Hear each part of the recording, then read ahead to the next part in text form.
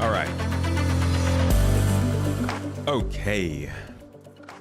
My friends. Welcome in, everybody. How are you doing? Good to see you. It's Monday. We all dancing. We getting it. It's time to chat. God, I love Mondays.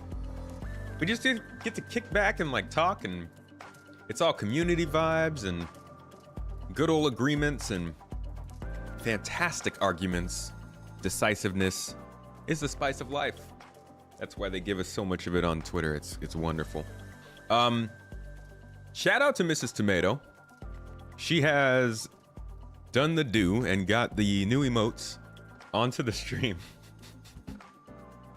Now, YouTube doesn't have quite the same kind of lead up to the stream that Twitch does. YouTube has their own countdown, so I go a little bit later on that. Also, partially because when people click into these streams after they've been recorded to YouTube, you'd be amazed at how many people click off within seconds if it's a countdown. So you guys don't get to have the dance time, unfortunately, and I'm sorry about that. But can I just show you what Twitch has been doing for the last 5 minutes as we can? Look at all these freaking... Look at these new emotes she added. Got a little bird with the Space Tomato logo on it. I like that one. This is the best though. This is the Kekwa guy in tomato form, and I think it's fantastic. Shout out to Cass. Putting on some fantastic graphics for us, and Mrs. Tomato with the wonderful ideas. So, baby Twitchy, yeah. You know how it is. Twitch folks. Twitching around, jumping around, all that stuff, dancing, all that jazz. But what we're really here for today is some CitizenCon talk. Yeah, this is going to be a good time. We're going to talk today about what we can expect from CitizenCon. I'll put a video out about this, probably not until after they put out their schedule. For all I know, this might not even come out till after they put out their schedule, which will be very awkward, but also kind of redeeming if we got a lot of things right. So we'll see.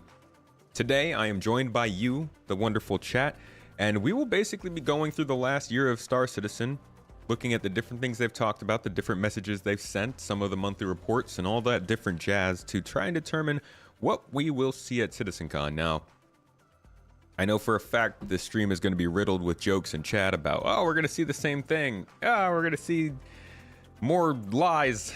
Whatever. I mean, whatever. Get over it. We're going to we're going to speculate, and we're going to make some jokes in the meantime, but please do not dwell on the fact that not everything from the last CitizenCon is in the game. For anybody who's been here longer than 2 years, that's never been the norm or an expectation, and I really freaking wish they would start to change it so it was. But we're still trying to get there. Today, we will likely be touching on things like base building, the Star Sim, Planet Tech V5, new rendering practices like ray tracing, and I had a couple other things written down, but we'll leave those as surprises. I've got some decent guesses, but I also am hoping you guys can come in clutch and remind me of the various times throughout the year when they've actually just laid out the teaser that, oh, come back for CitizenCon to learn more about that. I know there was one in like the recent Star Citizen Live or Inside Star Citizen. So this is just going to be like a summarized stream with a whole bunch of discussion, as we do. We're great at it. We're wonderful at it. We talk far too much. A summarized stream, a deep dive into what might be coming. And then, like I said, I'll have a video out later for all you folks who don't want to sit through this. But thank you, at least, for coming on through and visiting in live. Appreciate y'all coming into the chat, dropping your dancing emotes. Holy crap, Space Guy, Zero. You guys found those real quick, huh? Bassin, of course, the dance master. Reese and Mrs. Mrs. Tomato. Sorry, I got potatoes on my mind. Mrs. Tomato made some great potatoes for breakfast. PK and Echo, welcome in. Reese, my man. Brigadier, Nomad, Sketos. Good to see y'all. Strelok Home. I like that name. Good day to you. MM Design, welcome in. How you doing? Lucid, you are divisiveness incarnate. I'll come at you, dude. Master modes is the best thing that ever happened to Star Citizen. How about that? Oh, Jesus. Might start something in chat with that. Azrin, good to see you. Road to 4.0, indeed. Road to 4.1.2.2.1.3. When are we expecting to get the official schedule? I think they might do it this week, to be honest. I think they just might. Are you getting paid to do this, yes or no, by CIG's creator program? That'd be sick. I would love to get paid to just speculate about CitizenCon, but no. I've literally never been paid to do anything for Star Citizen at all. We have received gift giveaways, but no. We'd be a lot better off if we got paid for this, that's for sure. No, we are supported by the community. You guys make this possible, and it's a huge thanks from us to you for doing that. Much love to you. So I guess technically kind of we are paid, but not under any creator program. We're paid under the Toes program, my friend. Road to Pyro Toes. Again. In it, blimey. Or something like that. Is that what you say? It's pretty close, right? Atom, hello, sir. Luna Maria, hello. Welcome in the chat. Esther, good to see you. You're not saying that you're excited. 3.24 newer patches have been game-changing. They have. They've been some good patches. I mean, the whole patch situation this year has been a little bit weird, but ultimately, we've gotten some good stuff, some good gameplay. Symphony of Steel, is that what that says? I've got a blocked notification here. I think it says Symphony of Steel. Thank you for the sub, mate, with the Prime. City Walk. Thank you as well for the sub. Y'all both using your Prime subs. Sticking it to Amazon, like I always say. It never gets old. Hype cycle. Here we go. Citizen Scott's been a little while. Where you been? Welcome in. I'm being paid by the CIG Creator Program. I have a paid opinion, and I'm not telling people about it. Wait, hold on. Did you just ask a question and then answer it? That's not how questions work, Biggerfoot. Raise of hands here. How many people think I'm getting paid for this right now? And and if you do, could you please send a couple emails to CIG and tell them to do it? This is like when people drop reviews and folks are like, yeah, you're getting paid for that review. And you're like, dude, I put 8 hours of work into this review. I'd love to get paid for it. Toes. Unfortunately, that ain't how it works. God, they'd have to pay so many different people. So many. And if they don't got me on a contract, you better watch out. I might say something bad about you. Just going to ask again, since you might have been too early, but did I mention to get in contact with Luke Stevens? Yes, sir. Yeah, he'll be on the podcast. Stay tuned. Should be a good chat. I love his content, so I'm looking forward to talking to him about it. Hello, Seth and Firebeans and Bears Junkie. Good to see you. Opius, tell you everything. I'm looking for you guys to tell me some things, dude. This is going to be a give and take, a back and forth. You like that the Star Engine trailer was literally just to flex on behalf of all the devs? It probably felt good. It's still not technically fully correct since we haven't gotten everything that's in that trailer, but it was a good representation of kind of where it should be sometime soon. Heard they're aiming to release point 2 this week. Ivacati, I did hear something about that. I will not be at CitizenCon this year, no. It'll be on the 19th, though, I believe. 19th and 20th, maybe? Yeah, 19th and 20th. All right, still catching up with chat, folks. Yes, the Creatos program. Dude, that's a good one. I'm proud of you. Good job, Zero. That was good. Hello, Ferris. Hello. Your hot take is on the flight model, that most backers don't care that much about the flight model, never will, just needs to not get in the way. Control surfaces, anybody?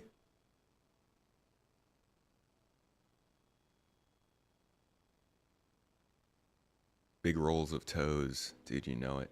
1.0 slideshow, aka 2016 slideshow, aka 2042 announcement, aka new systems outside of Nyx and Pyro base building, then end the stream. 2016 slideshow, like the like a 1.0 slideshow in the 2016 format. I actually get you that. I feel like that's kind of what they're going for. Probably they're gonna give like a long-term sort of prediction kind of thing. Abdi, welcome to the chat, dude. Good to see you, my man. Is YouTube paying me to make SC content? There's the big question. Now, Lucid's onto it. You caught me, dude. It's actually YouTube. CIG got Google backing, and so they pay Google, and then Google pays us through YouTube. That's how it works. There we go.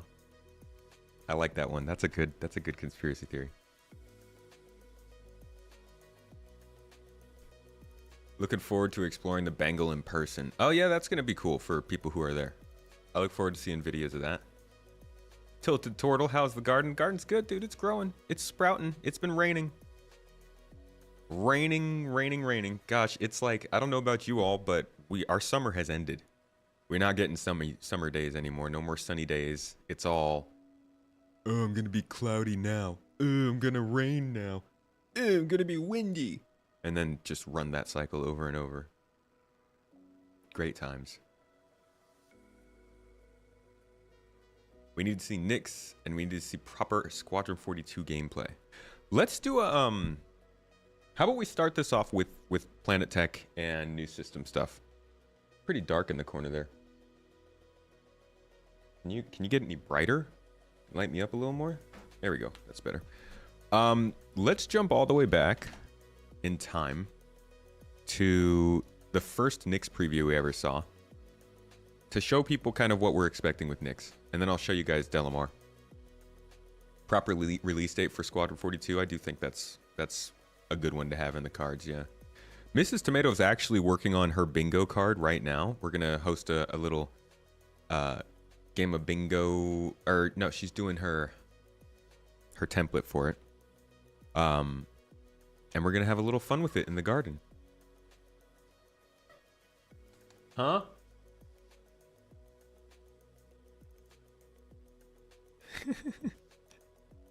It's all surprises. Hey, Joe. Yo, thank you for becoming a potato on YouTube. You see this guy? He just became a potato.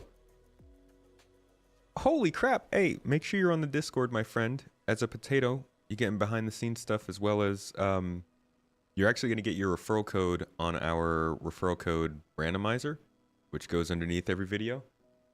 And from what I've heard, that can get you some solid referrals here and there. So make sure to get in touch about that, because that is we're not doing referrals anymore. We're all done with that.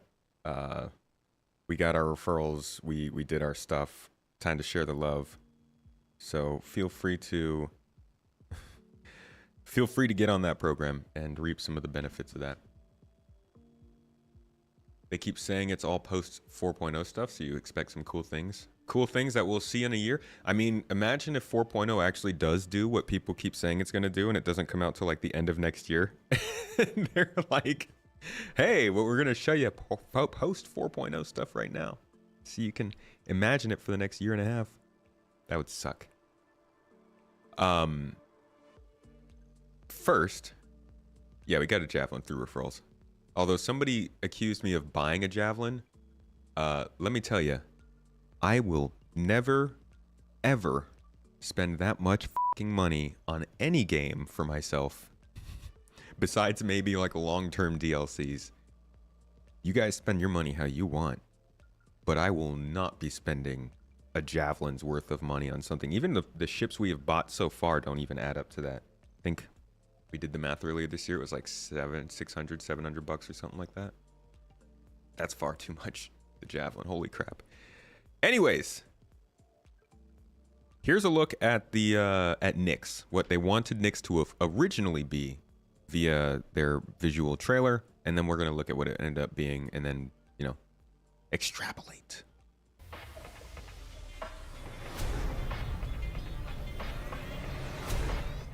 So will we see Nyx? Thank you very much.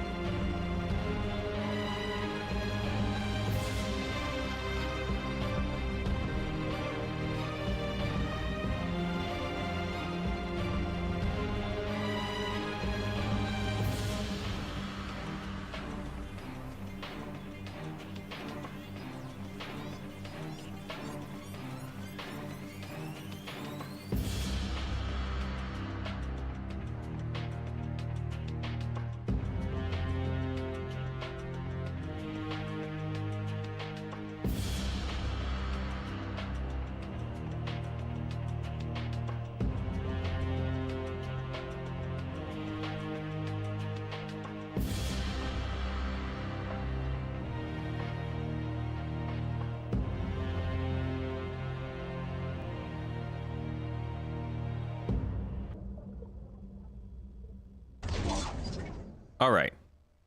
So that was the original sort of, hey, this is Nyx. Look at this. It was actually just Delmar. Excuse me. Sorry. Puberty and stuff. We go to the Arc star map. We can check out what the overall system looks like, because that was just the landing zone. Now, We all know landing zones mainly as cities right now. ArCorp has Area 18, Microtech New Babbage, Crusader Orison, and Hurston Lorville. The landing zone in Nyx is actually just an asteroid. That's why you saw a bunch of floating rocks in the air. That wasn't a planet. It's a large asteroid that's big enough to have its own sort of moon-like gravity. It has no atmosphere, and it sits in an asteroid belt. So it's an unclaimed system. That means that it's not going to be as seriously guarded as something like Terra or even Stanton.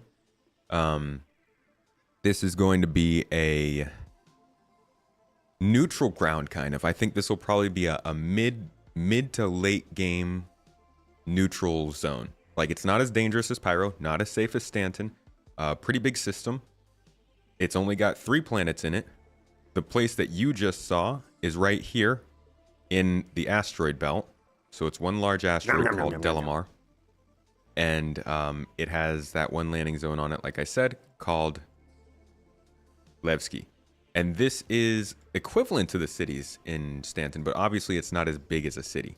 So that's where most of the work is going to be for Nyx. If they were going to make this star system, most of the work that they would have to put into it would be at Delmar in the Levski landing zone. And then obviously they also have to model Nyx 3, 2, and 1, as well as these asteroid belts. Now, we've seen that they are adding more and more locations to asteroid belts. They're adding asteroid bases. They're adding derelict ships. They're adding sometimes abandoned space stations. Most of those things will be included in this system, I imagine, just to give us some things to do and find.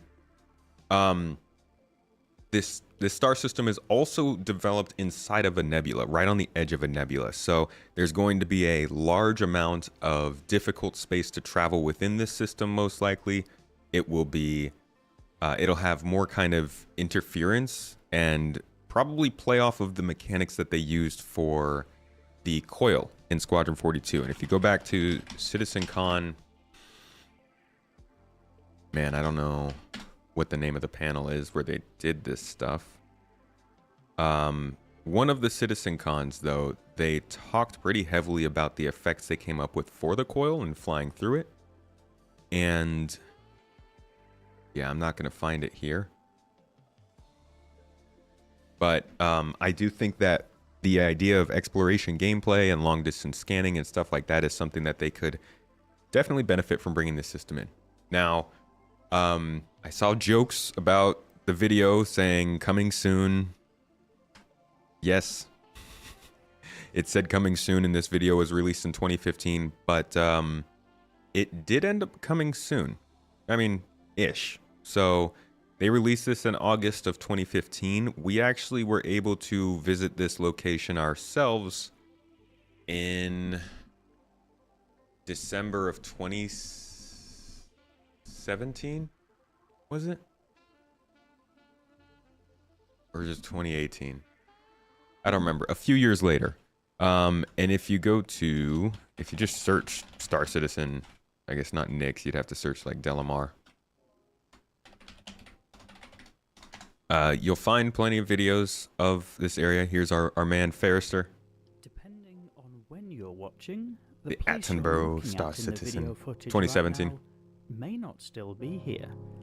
This is Levski on Delmar, currently in the Stanton system, and this is Star Citizen, a game which, despite being in alpha testing and despite the controversy it draws, can be incredibly detailed and immersive.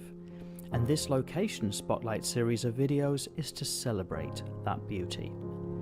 I'm Fact, great channel, and this video will be a location spotlight on Levski in Star Citizen. Go check them out if you haven't. Aside from the scattered beauty, Literally, actually, just had a podcast with Ferrister released today about the engineering gameplay. But in this video, he probably goes over this whole area huge gaping from the from old mining activities. Exterior 2655 to the interior. old mining location became It was a whole place. This was like one of the first. This was the first place, I believe, that we could land and actually go and spawn stuff. So that was a big deal, and the significance of that is obviously, as we were just saying, this location is most of the work that they're going to have for Delmar, right? The landing zone, just like the landing zones in Stanton are most of that work. So they have it finished. I wouldn't say it's probably not up to date to the standards that they have for the locations right now, but they have already said in the monthly reports just this past year that as they've been updating the game, they've also been updating Levski in the background with hospitals. Actually, I probably have that picture saved somewhere.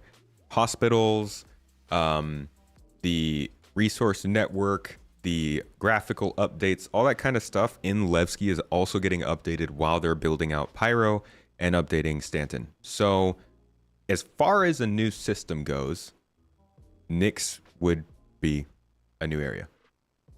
Right now, you don't know what Nyx can bring. So for starters, it would be new space, like how Pyro is bringing in asteroid bases and, let's see, they're bringing in asteroid bases, they're bringing in new outposts, they're bringing in new factions that would give new missions with new rewards. You'd probably have new resources that you could find in that system that you wouldn't find in others.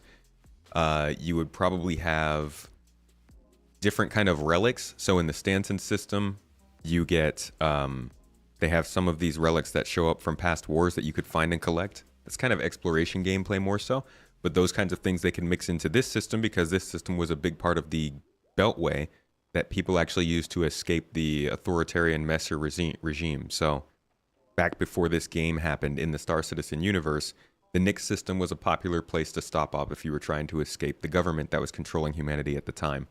I can see them adding a whole bunch of,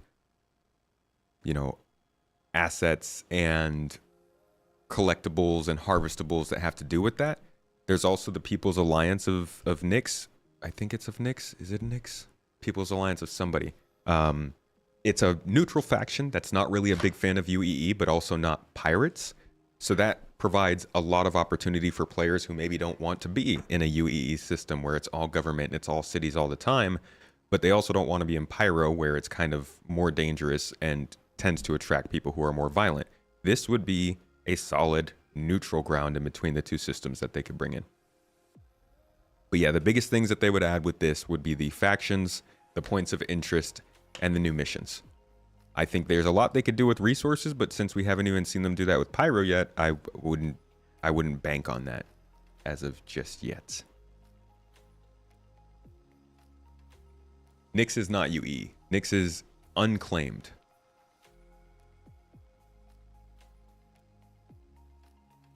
Avocado. What is Levski? Yeah, it was kind of a city back in the day.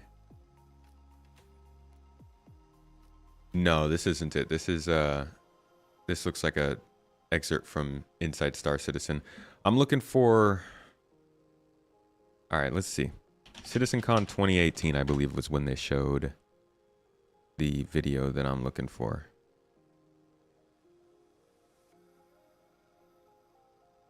Would have been like something about spacescaping, space environment. Maybe. Here we go. Crafting space. I think that's it. We have Allie Brown.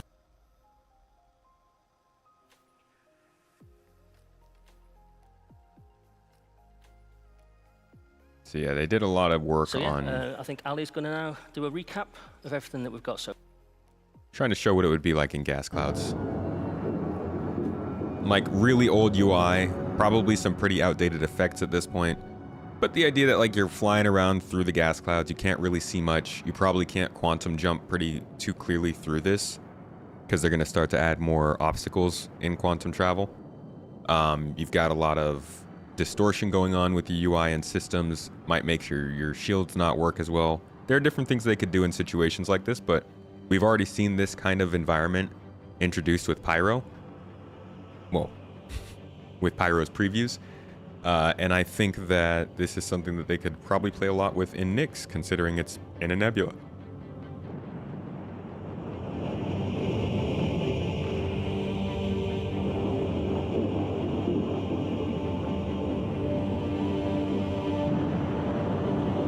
Toes.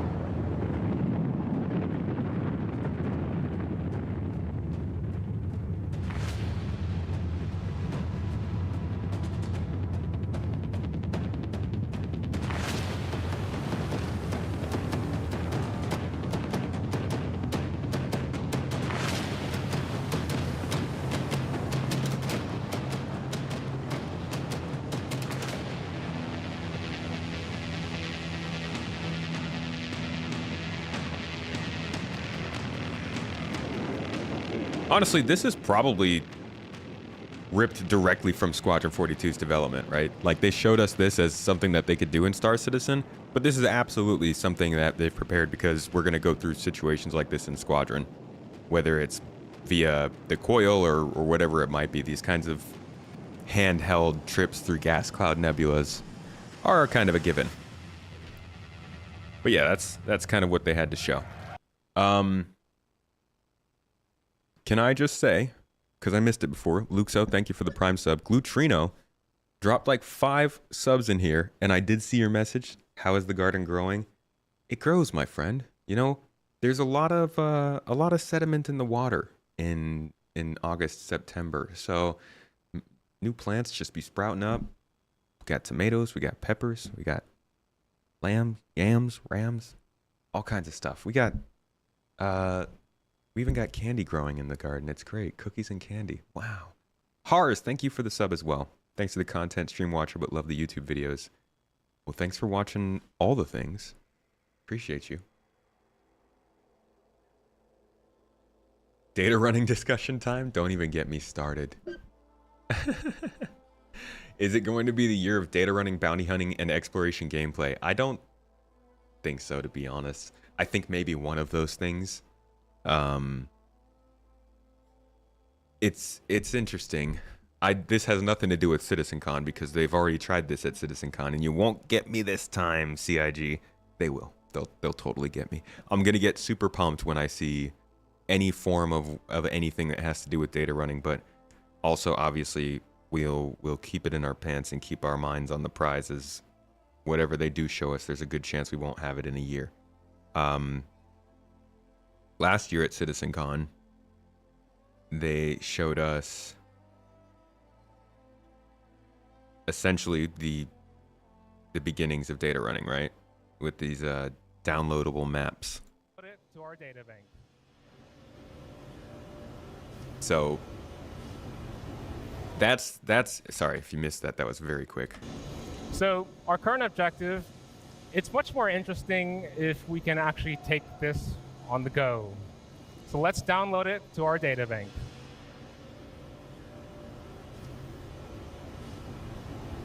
As you'll notice, we now have the representation of the environment in the upper left corner of our visor. So that's like base one of data running. Like, the two things we need are the ability to, well, I guess we don't even need to be able to download maps. That's almost parallel. The main thing we need for data running to matter is being able to share markers. That's it. And I'm actually really disappointed that we got that first update to the star map in March, and they haven't iterated on it at all to give us the ability to place markers, to set navigation to custom markers on the map, to share those markers at all. That's all we need for exploration to matter. As soon as you can trade a marker for some money, you can make money as an explorer, and we're kind of being held back from that right now. I would hope that's something that they include in 4.0, but they still haven't talked about it. So maybe they come back to us in CitizenCon this year and they show us sort of a similar demo to this. Maybe they don't spend as much time on it because we've already seen the whole star map, but maybe they just show us the updates they want to bring to the star map that actually include the ability to share and store data. Maybe the ability to see the actual planetary map of a planet's surface instead of just like dropping us outside of the map whenever we zoom in too far. That's a few different things that I think they'd be good to show us at CitizenCon if it was coming soon. And I would really appreciate if they were like, hey, you know what? This is coming in 4.0. Get it. They don't have to say get it afterwards, but I would appreciate if they did, just for the lulz. Would be very cool if you have a drop out of Quantum to fly through one of these nebulas and then go back into Quantum. My friend, let me introduce you to the Air and Halo belts. There is actually a place in Stanton, the asteroid belt, massive, supposed to be so thick that you can't quantum travel through it. So you have to get to it, and then you go through these huge gates that cut a swath through the asteroid belt to get to the inner system. Or considering we can freely quantum travel in any direction after we get quantum boost, you could go up and over the asteroid belt, but I'm assuming that would take much more fuel, much more time, and obviously it wouldn't be a protected trade route, so you could easily get interdicted if you were trying to do that. But we'll have to see how they handle that, because it's been a while since they've talked about these. Maybe they won't even do it.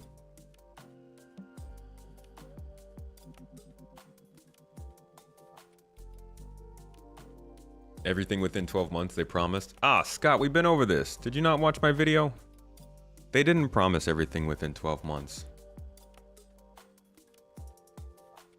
Definitely hear about hacking. I don't believe in hacking anymore. It's done. Hacking has been hacked out of the gameplay loop. It's gone. It's not in the plans anymore. Somebody broke into the mainframe and hacked their way to no more hacking gameplay. It just doesn't come. It never shows up. It never does, no matter how many signs. Feel like that should be in by now. What should be in?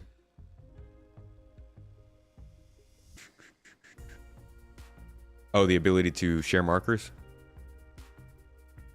Exploration needs to have actually stuff that's to explore that's remotely interesting. But that who decides what's interesting, man? Dude, I could find you people in the Star Citizen universe that if you told them, hey, come and hang out on this planet at this spot, and you will be able to see ships fly through the atmosphere, you could sell them that. They would find that interesting. If you told somebody, hey, I found this cave that has some loot in the bottom of it, and it's got cool pools of water that you can go explore, they would pay for that. Like, if somebody told me they have the permanent marker for every river in the game, I would buy that data. Just to have it, just so that we could go there. And that's not even the most valuable thing we have. You could easily go out and find a big freaking dump of Quantanium and then go on to the global chat and be like, hey guys, I've got a marker with 800,000 credits worth of Quantanium. Pay me 50,000 and it's yours, and then they pay you. That's exploration. I mean, it depends on who it is to decide what's interesting to find. George, CitizenCon is October 19th and 20th. Gonna miss CitCon for work? I'm sure you won't be able to get away from it over the next week after that. It's not in the Stanson system star map, is it? What is that you're asking about, Zane? The planet surface? This? Oh, the Air and Halo belt gates. No, they're not in the star map yet.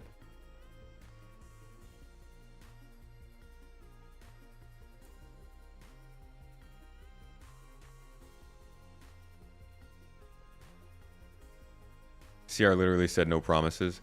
Yeah, he was very adamant about that. Don't get the engine going again. Put that one to bed.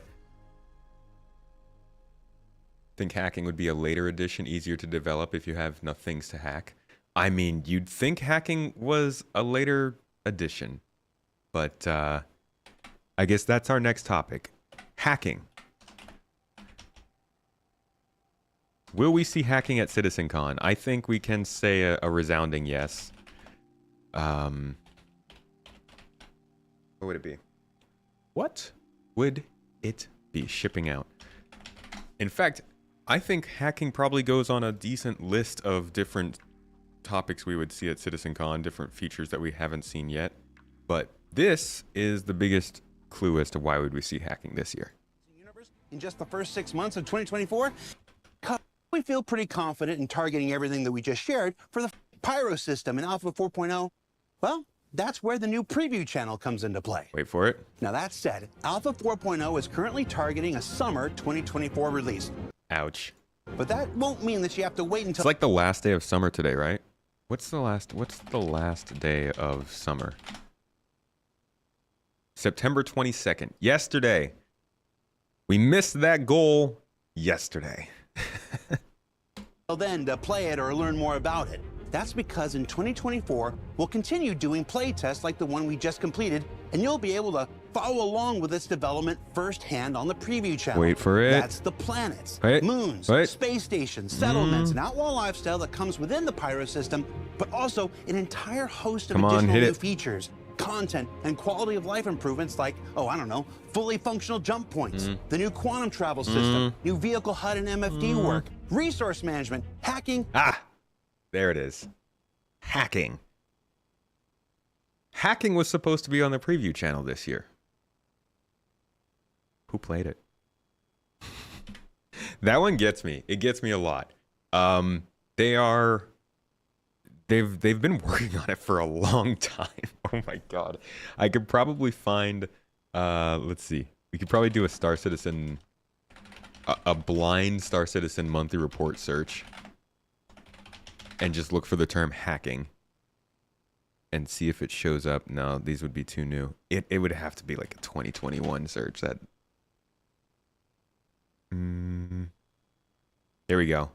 Look at this. Star Citizen monthly report, November, December 2021.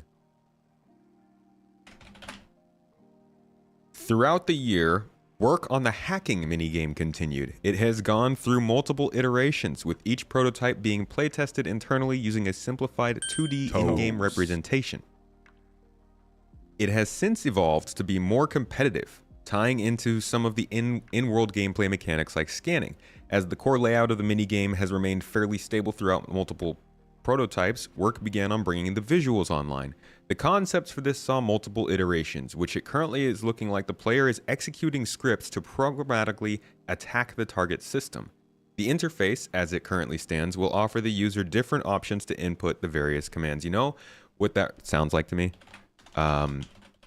Sounds like Mass Effect 3 hacking. I think that's what I'm thinking of. Yeah, this one. Where you would like scroll through the different blocks of text and you'd have to find the one that matches the one up here. It sounds kind of similar. But what I'm getting from this is basically you get access to a system, whether that's climate control or security or whatever it is. And the system, your goal is to make the system recognize you as the verified administrator. Basically what we do in Security Post Korea. And so they'll have like little commands that you can click to put in to get through a system and like work your way in. The thing is, this is 3 years ago. Where are we? What's going on? I think this was held back by Squadron. You know, same old, same old. This is probably some gameplay that they got working for Squadron 42. It works in very specific situations for Squadron 42. Bespoke, if you will. That's going on the bingo card for sure. And for Star Citizen, it takes way more work because it has to factor into the way that different ships work. It has to work at landing zones. It has to work at outposts. It has to work at security posts. It has to work in space stations. And all of those have to actually systemically work with other players possible of affecting it. So I think they're pretty close with hacking. I'm assuming they have something working for Squadron. They must have something working for Squadron if it's in polishing, right? Right? And so they did think that they'd be able to get it out in this year in the preview channel. And I'm betting that's because if 4.0 actually was coming out comfortably this year, it might come out at the end of this year, it might not. If it was happening in a comfortable manner though, I bet you the preview channel would have been used a lot more for this kind of stuff. We would have seen a lot more experimentation and things just happening on that channel. I think that a lot of the year's progress gets thrown into chaos when they start falling behind on the big deliverable, that being 4.0. And I think it ends up pulling people back to doing things that they were not planning on doing. You know, like in any project that you've ever been a part of, things fall through and then it ends up slowing down the rest of the work. The thing is, CIG does not seem to do a good job of anticipating that and sharing it. Like, I feel like maybe they don't share with us their best case scenarios, but they share with us good case scenarios, and they should just share with us really bad ones, you know? Like, if you think 4.0 is coming out in May, tell us it might make it by the end of the year. Yeah? If you think Thank you might very show much. up in the progress in the preview channel throughout the year, don't even mention it. Let it be a surprise. I really wish that was the way that it went. Oh, Nomad. Yo, thank you for the 5 subs. Just made us pass our goal for the day. What? Look at that. Look at all those things. The little things on the screen. That's sick. Zoster, thank you as well for your sub. 17 months now, dude. Hope you've been enjoying the garden. So yeah, I think hacking is lost in Squadron 42 limbo, along with so many other features, and who knows when we'll see it in the game, at least. I do think that we will be seeing it at CitizenCon. Put that one down on the list. It's supposed to be a mini game. Yeah.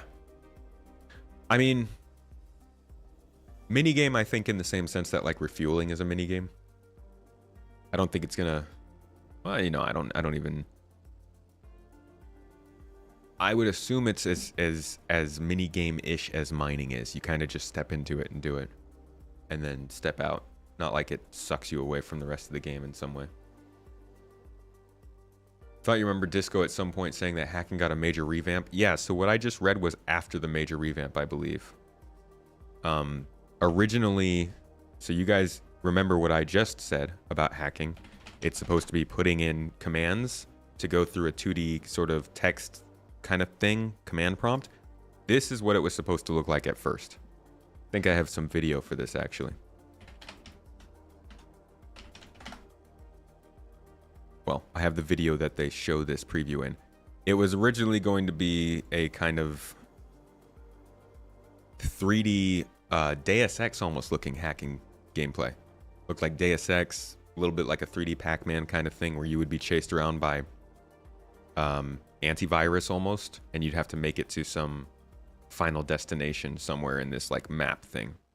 But I think they're going for something that's a little bit more grounded.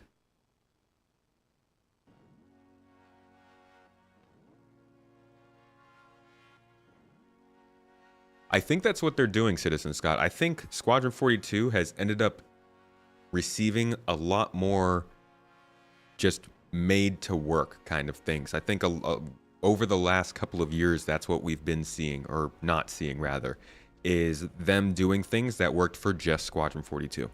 And some of the stuff they've said throughout the years, some of the devs, it certainly sounds like the things that they have been making have been made to work for Squadron and not necessarily have to work for a bunch of other things. Mose DK, 10 subs, bruh. What did I even deserve to do that? What did I do to deserve this? Thank you, my friend.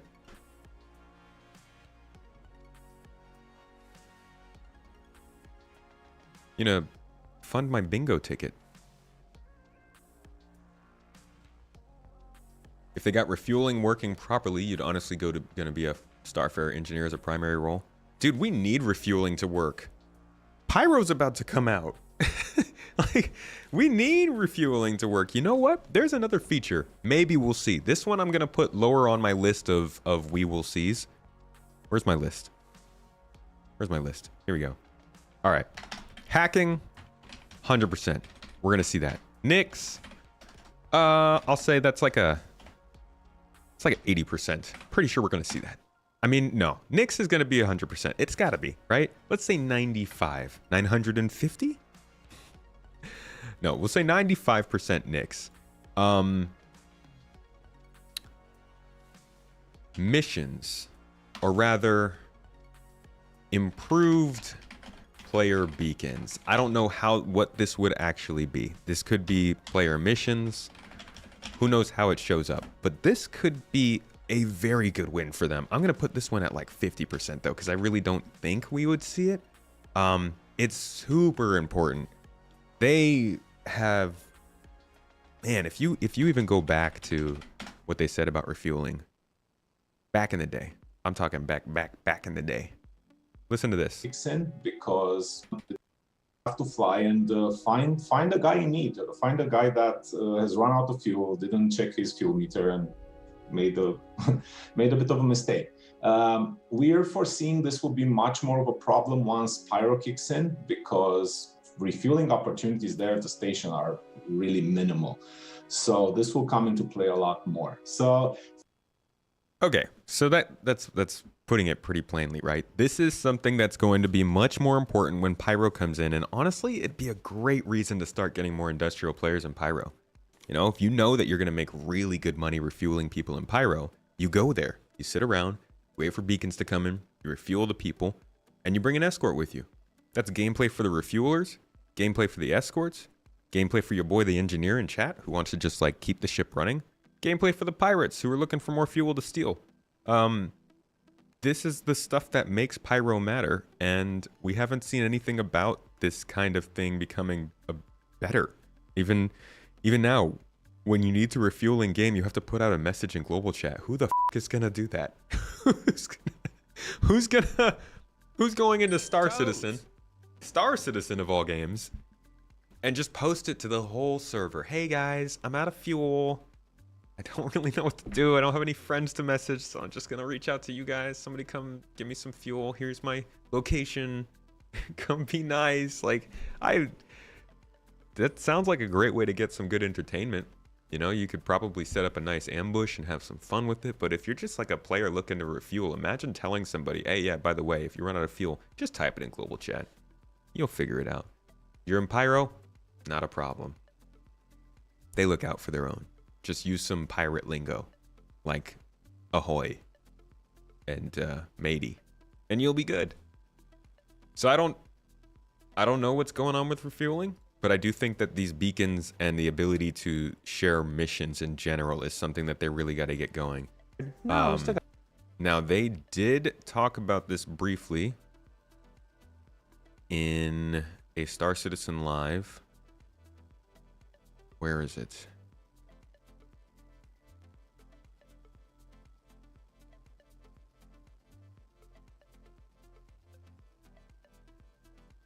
The heck is it?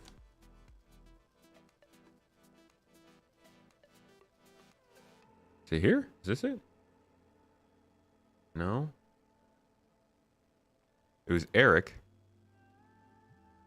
This? Gosh, forcing Chad McKinney to There we make go. animals. So they talk about this a little bit. Let's see what they say. Player contracts and job boards. Just catching up with chat real quick.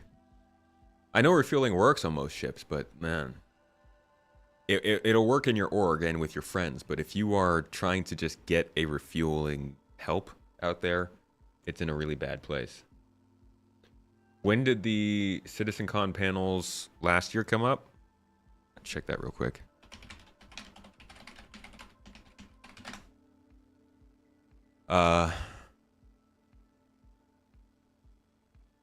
Let's see. The schedule for last year looks like it was posted October 9th. So that'd be in 2 weeks. Wow. That's man, that's really late. Yeah, it's usually like 3 weeks beforehand, I think.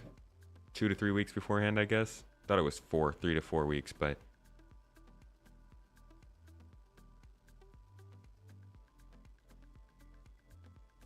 it looks like the schedule is usually put up about 3 weeks beforehand. So probably not this week, actually. Next week.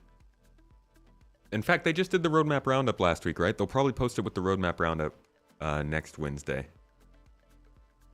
But we will see. Maybe I'm wrong. Let's listen to what they say, though, about these beacons, if this is something that maybe we'll hear about at CitizenCon. Will players ever be able to set up contracts to have cargo or items hauled by other players? So we do have player beacons, and I know what that current state of that is, but that is Nick? a What system. is the current state? Go ahead, admit it. Worked perfectly. It's a feature, but that's something which we. It's like the economy. It's Non-existent? Oh, sorry. Sorry. Carry on, Nick. Okay. Yeah, this is pre-recorded, and if that still makes it into the show, know that I don't value my job. That'll probably still be in the show. I mean, it's just look. We're just going to leave that in because I've said it before. We have the same conversations you do. The same exact things you guys talk about, the same concerns that you have.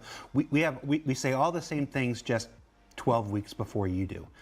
We recognize that some of these systems. Oh yeah, ooga blaga balugulu.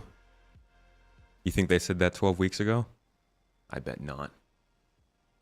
CIG are liars. You didn't say that. Still have work to do. Still need love. I'm going to ask Elliot about box missions, so don't you worry. So don't take our candor about it as us not caring about it or us not thinking it's important. It's just there's a very long list of things that we're doing for Star Citizen that they might have said that. You're right. To fix, and we're just. They usually send the tickets out like right before. They're digital tickets, so you don't have to worry about them actually getting to you. You just have to kind of go, yeah, we know. If we don't, we'd all be depressed, right? Yeah. Gotta have fun to make fun. So just take it as us being like you, and we understand it. We're aware of it. It's on the list, and just all we can ask for is patience while we try to get to everything. All right, continue with whatever we were talking about. I've forgotten now. Player context. So to answer the question, Elliot, the beacon system is something which provides for players to contract other players. And it's a system we will be looking to expand upon in the future. And personally, I think that this side of... Okay, so there's no, he didn't even say in the near future. He didn't even say we're working on it. He just said in the future. So this is probably not something to see, something to expect. Is fundamental, given that we are having a hybrid economy. So player-driven systems. Yeah, that's Space Tomato. Clip it. Fundamentally said. Yes. I did clip it, by the way. I did. I got you. Yeah, it really is. It's. I don't think. I've been, like I said, I'm going on 10 years here now. I've had 100 conversations with Tony and with everybody else who's involved with this stuff, and I cannot overstate how important the player-driven aspect of our economy is to us. It's just things like the player beacon system and stuff. It's just waiting for the eye of development, Sauron, to turn its eye back to it, resources to free up, new technologies to work on. A lot of this stuff, it's like you don't want to put in a whole bunch of work when you know this other work that you also have to do is going to invalidate that. So we're forced to kind of sit there and grin and bear certain aspects of this while we're waiting for other new technologies and other new works to come online. But it is, fundamental's a really good word for that, Nick. Thank you. All right. All right, but when? We'll follow that up with dynamic mission generation. Nah, man.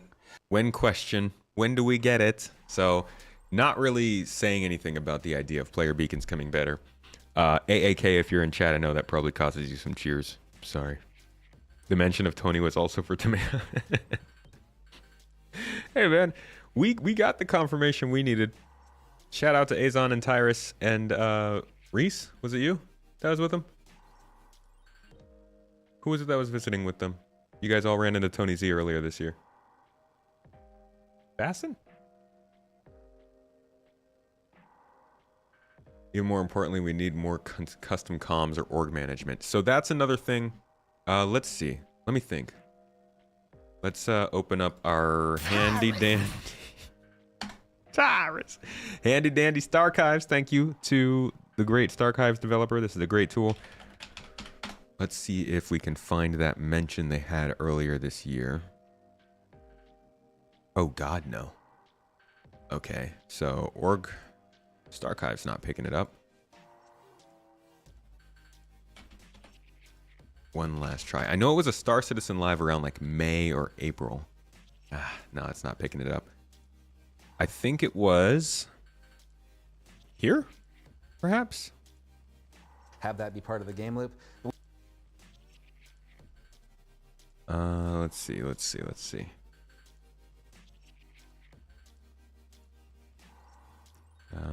What is a no-go process? Bed logging. Currently, it's very hard to be a bad guy. Place for solo players. This was a very quick mention. I don't think. Anybody remember what video that was? Economy update. Will there be a wipe? Master mode performance. Create team. Pretty sure it was a question, and they was just like, "Yep, we want to look into that." No, somebody definitely said keep an eye out for later this year. And I don't remember who it was or where it was. All right, last ditch effort. Star Citizen, organization tool, Reddit. No.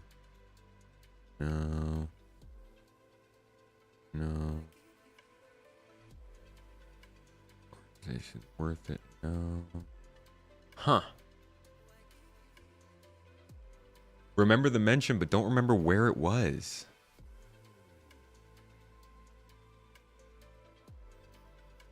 QA character customizer.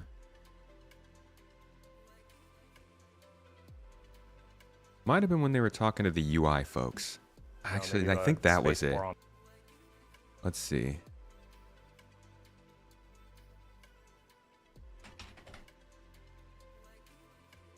No. It would add filters, share locations. Ooh, let's see what they have to say about that. Will we be able to share the locations that we save from the star map with other players? Yeah, for sure. That's part of the vision again. So you should be able to share so we can see in 323 you can place the markers on the area map, and in the future you should be able to place them on the star map, and those should be the same kind of thing. You have a list of all your markers that you placed, and you should be able to share them with your party and so on. But it will, as I just said, we will need to look into the tech of it and see how that actually works out. And then last of the, oh, no, that's Bone. See, playing with the toys. I don't. Be able to set here we go. This is it. Mobiglass. I think this is it. What other Mobiglass apps can we look forward to? Any hints of integration with something like Spectrum? So for the Mobiglass, if you've seen the new one anyway, there's some apps that we obviously didn't update. So for the future, we will have that. The comms app will be replaced by something helping you do your org stuff instead. There it is. So that will be playing into a lot of social things, and we'll be updating. Knickknacks will also get. I love the little look, the side eye look from Jared. We'll be updating. Knickknacks will also get. Well, it will essentially be. Okay, full statement. The comms app will be so. For the future, we will have that. The comms app will be replaced by something helping you do your org stuff instead, maybe. So that will be playing into a lot of social things, and we'll be updating. Knickknacks will also get. Well, it will essentially be replaced. Good. By a new app. Knickknacks pisses me off, man. I have this app that's supposed to help me find anything that I need in the verse, but I can't search for those things. So you just have to click through to the bottom of every inventory in the whole star system to see if the things that you want are there. That's sometime in the future, but it's going to be a better user experience to keep track of all of your things. Oh, Jared is going to beat me up now. You said org stuff. Yeah. What org stuff? Yeah, what org stuff? All the secrets. What org stuff, Gabriel? Tell us anything. Anything at all. Say anything. Put him in a headlock. That's all we want, man. You can put a cover over the camera right now. So long. It was Threaten him. CitizenCon 2013 when we introduced org stuff. It's still not in game. Well, you heard it here first. What did I hear? Tell us. We heard it here for the 10th time. Orgs. You're gonna have a dedicated app to do all your org communications, and well, there's a lot of things that we have grand plans for, but yeah, I don't want to say more. They've got the concept of a plan. More than that at this point. This isn't the place we're gonna share them, but Where? Yes, folks. Where? You've been patient, I know. Just a little while longer. I'm not even gonna say a little while longer. Just some point, some indeterminate amount of time longer. Okay. So. All right. He never actually says at CitizenCon. I was really hoping he would at least say something like, "Oh, at an event later this year," then we would at least be able to know that there is going to be some news about orgs at CitizenCon, but we can't. I wouldn't depend on that. So let's go into the big bad list and say org app 15%. I like that. It's a nice round. It's not a round number, but kind of round. 3 times 5, right? 11 years later, still waiting on org stuff, dude. It's so freaking frustrating. Oh my god.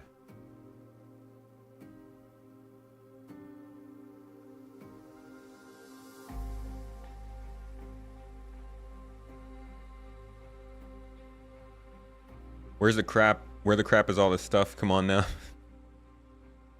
We just want an org tool, dude. That's all we want. All right, so org tool, the mission stuff thingy that I just mentioned is probably not gonna show up. What other features is there? There's something that they talked about, and he literally said wait until CitizenCon, or wait until a big...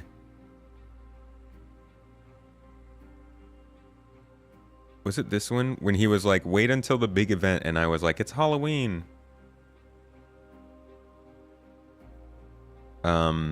Anybody remember what part of this Star Citizen Live that was on?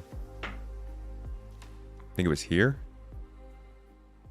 What happened with the item drawer change? Let's just get the two big ones out of the way, man. Yeah. It'll be easier after this. I mean, to me, you know, it's this one. It's not, you know, like a challenging question. It's kind of on a bit of an arc, and I don't think that arc is completely finished. What's funny about that arc is we've kind of ended up where we started actually, because like in my in the original proposal for the item bank, you're gonna jump forward a little bit because it was towards the end of the answer. Things was one of we're so after and then started to try other call. So funny. Bring. Sorry, Chad. Yes. You've done the map. Had a lot of respect for what you were saying, but we're on a mission. In general. And yes, folks who are in the chat watching, who've done the math, it is 8 o'clock in the morning for Cargo Chat. Yes. He woke up extra early on a Friday morning in order to do this, so be kind. You can talk about how messed up my face is all you want. But let Chad wake up for a little bit. He's doing great. All right, so we got a couple questions here about the hangar itself. So these are the ones that we ended up going to. Rick, these are no, did I miss the proper spot? First, the good news is that Maybe it was after this question. We knew coming into this that it was going to be a risk making changes to those systems, and oh my god, this is such a big. Control F the transcript. Can you really refactor them, or do we try to keep them largely Where's intact, the transcript? but with the smaller changes that we need, hopefully smaller changes that we need to get us out? We wanted to hit the release date sooner, so we made the call that we were not going to largely refactor or rewrite them for this release. In retrospect, I'm not Dude, sure. That's huge. Thank you so much, Nazar. That's great. I did not know you could do this. Oh my god. This is awesome, man. Thank you. Okay. Holy f***. You blew my mind with that. You can just Control F the whole transcript. Did you guys know this? Dude. Second part and the third part and the fourth part. And when you get the second part and the third part and fourth part, that first part will make more sense. And we try to explain that, but when you play the game and you see 1/4 of an experience, you're right when you say this. I don't even need 4.0 anymore. I can just Control F the transcript. What the f***? doesn't make any sense. It doesn't, because it's 1/4 of this overall thing. And when you see things like the persistent hangers now and where we're going with item placement and the item banks and all this stuff like that, this is still just sections of this thing that will continue to build out later and later. And you could expect to hear more about that at a big event that's coming up in a few weeks. How many weeks? Don't tell me. So specifically, he's saying things that have to do with the item bank and with item placement and the item banks and all this stuff like that. This is still just sections of this. This sounds like base building talk, to be honest. But I'm going to take the roundabout way of getting there. And first, we're going to look at building interiors. Now, I actually don't think... You know what? Before we do that, I just want to touch on something from the org tools thing. Can everybody look at this real quick? This is heartbreaking, okay? This is their road to release for Star Citizen. And you can see all the places where they hit the things that they were going for. Needed to unify gun is really aiming. It's not sort of cheating. Also, you got 64-bit precision physics grids. Whoop-de-doo. Star Citizen Alpha 2.0. Oh yeah. I'm just kidding. That's good stuff, obviously. 2.4 earning money, inventory persistence, first, third, and FPS. Yes, cool, great. Thank you. You did it. Procedural generation planet tech. Awesome. Loved seeing that in 3.0. That was great. Location persistence. Wonderful. They started to have inventories in the different places that we could go to. Object container streaming. Yes. Brought us from like 9 frames per second up to 15. That was huge moment. You keep going forward and you've got... Wow, he talks about that for a while. All right. Okay. Ship purchasing and rentals. Did y'all know that you couldn't even buy or rent ships in game for a while? If it was still like that, I would absolutely say this was a scam. Like, that would be so messed up if we were at the point that we're at right now and you couldn't buy ships in the game. Holy crap. So yeah, that was a good addition. Fantastic. Keep going though. And you come across the organization system. Remember, this is road to release, man. This is like all the milestones. Where is this? Where's the organization system? In fact, look at what happens when you keep going. If you want to rub salt in the wound. Full persistence. How could that be easier than the organization system? We got that in 3.18. They gave us the persistence. All that tech. And then you keep going past that. And of course, the big kahuna pops up. The one, the only, our second coming of Christ. Good old server meshing. And like, they're about to reach that.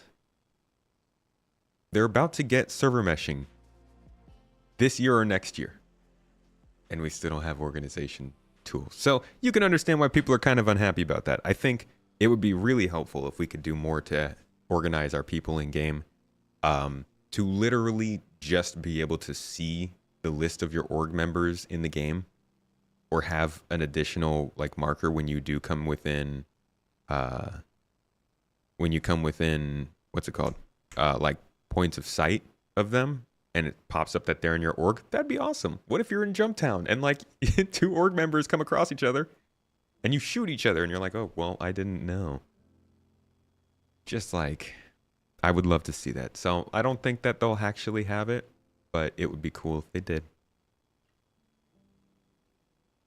Okay, now where were we? What were we going to? We were going to look at building interiors. I think building interiors are probably the next version of the... Hey, that's me. The next version of the instancing technology that they're using for our hangars. So they just brought in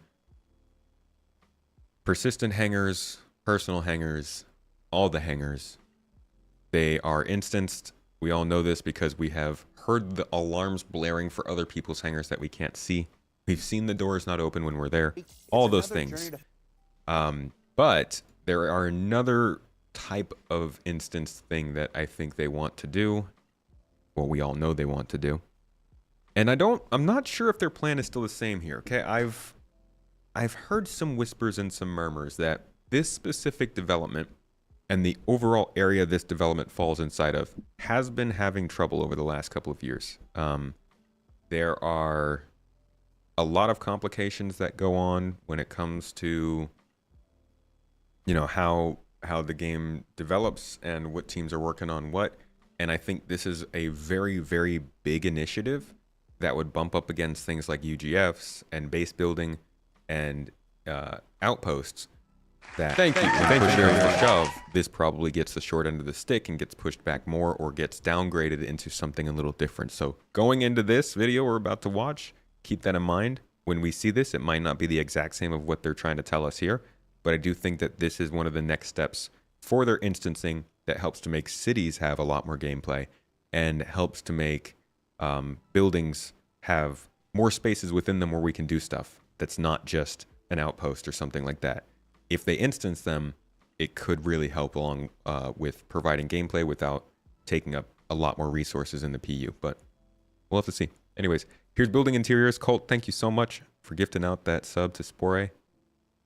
Much love, my friend.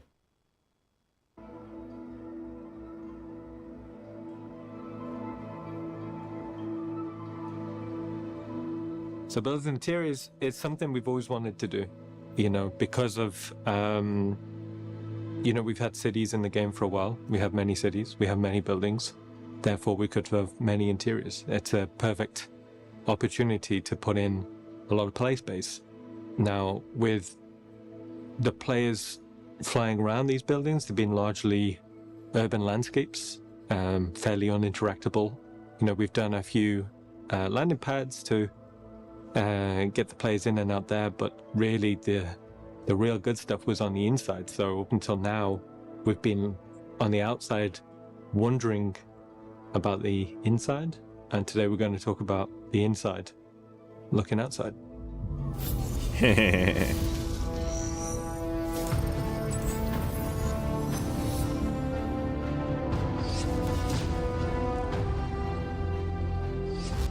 All right, so we're building interiors. The way in which we approach the concept development, now this was just a pure blue sky ideation phase, and the idea was to create inspirational material.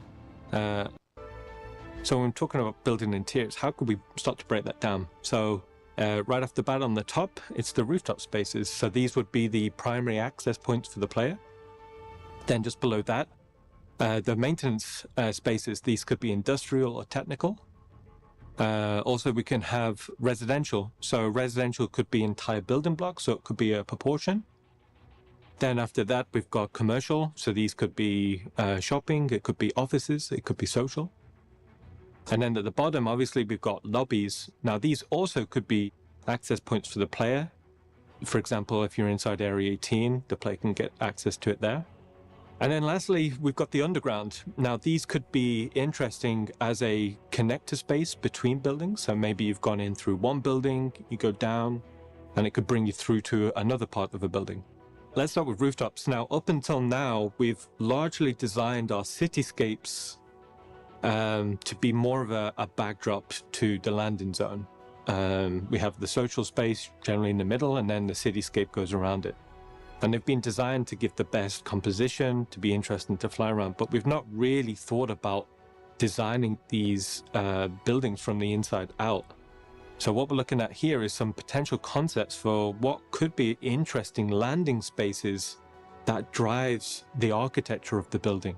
With landing pads, it doesn't necessarily... I see the conversation going on in chat. Just to confirm, they updated Loreville in order to, I believe, be able to fit the building interiors. The last thing we heard was that Microtech and Crusader already have the proper sized buildings. It would just be ArcWork that needs to be updated now, which obviously is a big undertaking. So we'll see how that goes. There is a network hub that services a few different buildings. So what we're looking at here is maybe like a transit hub where the player could land, get on some transit, and then that would lead to some buildings. Okay, so maintenance spaces. So these could be really interesting in terms of player interaction. You know, they could be dealing with the power or the maintenance of the building. And then also you could have technical spaces. So these would be more for technicians. It could deal with the data or the communications. And what we're looking at here is potential some, you know, gameplay puzzles where the player has to work their way inside the main operation booth. So moving on to residential. So there's a huge amount of potential here. Yeah. What we wanted to do. There's a huge amount of potential here for monetization. This is, in my opinion, this is probably one of their best opportunities to get additional monetization in this game after it launches. Allowing people to spend money on real estate, okay, that sounds bad when you say real estate. Like how Cyberpunk lets you basically buy apartments in the game. I think GTA does this too. Allowing people to get apartments in different parts of these cities and spend real money would be an amazing way to make money for them without like digging into the gameplay and the balance of the actual game with things like ships or weapons and stuff like that. So I would be interested in seeing if that's something they're considering. Yeah, decorations, customizations of these spaces, like cosmetics and all kinds of things you could do with this. It would be a huge boon for monetization that could go beyond ship sales. Residential is two things. One, explore investigating the potential player housing. So with that, we want to be able to create a variety of interior layouts. This video is from 2022, I believe. We want to explore a variety 2023, of architectural styles. last year. So when we're looking at potential housing layouts, we wanted something fairly modular in a way in which we could create a variety of combinations. So whether it's living spaces or habitation spaces or social spaces. And also here we're looking at, we want the players to eventually be able to populate the player-owned habitation. So you see here like a first indication of how, you know, the sort of dressing styles that you'd be able to do. Outside of something that's fairly utilitarian, we also want to do something that could be fairly high-end. So here we're just exploring some ideas about what a space could feel like on a different architectural style, and more generous windows, you know, interior spaces dedicated to more than just habitation. And these would be focused on other landing zones. So imagine you come across these in Area 18, or it could be when we come to Terra. And also, like I said, it could be informing future player-owned habitation architectural sets. Now, outside of the living quarters, there's also the social spaces just outside. And we want these to be more than just the corridors that we're seeing in the game right now. So these could be multi-layered social spaces. And these could also inform advanced traversal routes for the player to be able to get inside these habitation rooms. So as we're talking through various architectural styles... Dude, I'm sorry, but that scene looks straight out of Deus Ex. This looks like, I would think this was Deus Ex concept art if I saw it without any sort of branding on it. The lights, the setting, it looks kind of like that neo-Victorian Deus Ex cyberpunk kind of style. Ah, man. Speaks to me. These habitation rooms. Blade Runner? So as we're talking through various same cloth architectural styles, what you're seeing here is just a collection of ideas, a collection of architectural intent to create like a palette or a mood that will inform art style and gameplay opportunities. So outside of residential, we're moving into the commercial area. So what this means is that I think the residential area has the most potential out of all of this to be something that they could really like, the game would just benefit from. But the rest of this I could see also having missions take place. We've seen some building interiors used for missions and things like Siege of Orison and the Orison Towers that you can go and run missions in. So they've started to flirt with it a little bit. And I'm hoping that when they do redo R-Corp, that's where they start to introduce this kind of stuff. But we will see. It means we can look at areas that are more gameplay focused outside of player habitation. So when we're talking about these could be office blocks, these could be corporate owned. Inside here, there could be corporate wings, there could be manufacturing, there could be office spaces. And what we try to think about with these, it's more than just a flat room. There should be. And I know he keeps saying these could be. Keep in mind, this is the director of art. So this isn't necessarily a gameplay presentation. He's giving us a look at the early designs of this and where they might want to go with it. Like they've done with the derelict outposts, they've done them with the underground facilities. Ian Leyland generally takes this stuff from the early side of things and then delivers it to people to put gameplay in. But I could definitely see a lot of the potential of if they can get the mission system, which they've shown us quite a bit at this point. that procedural mission system that they have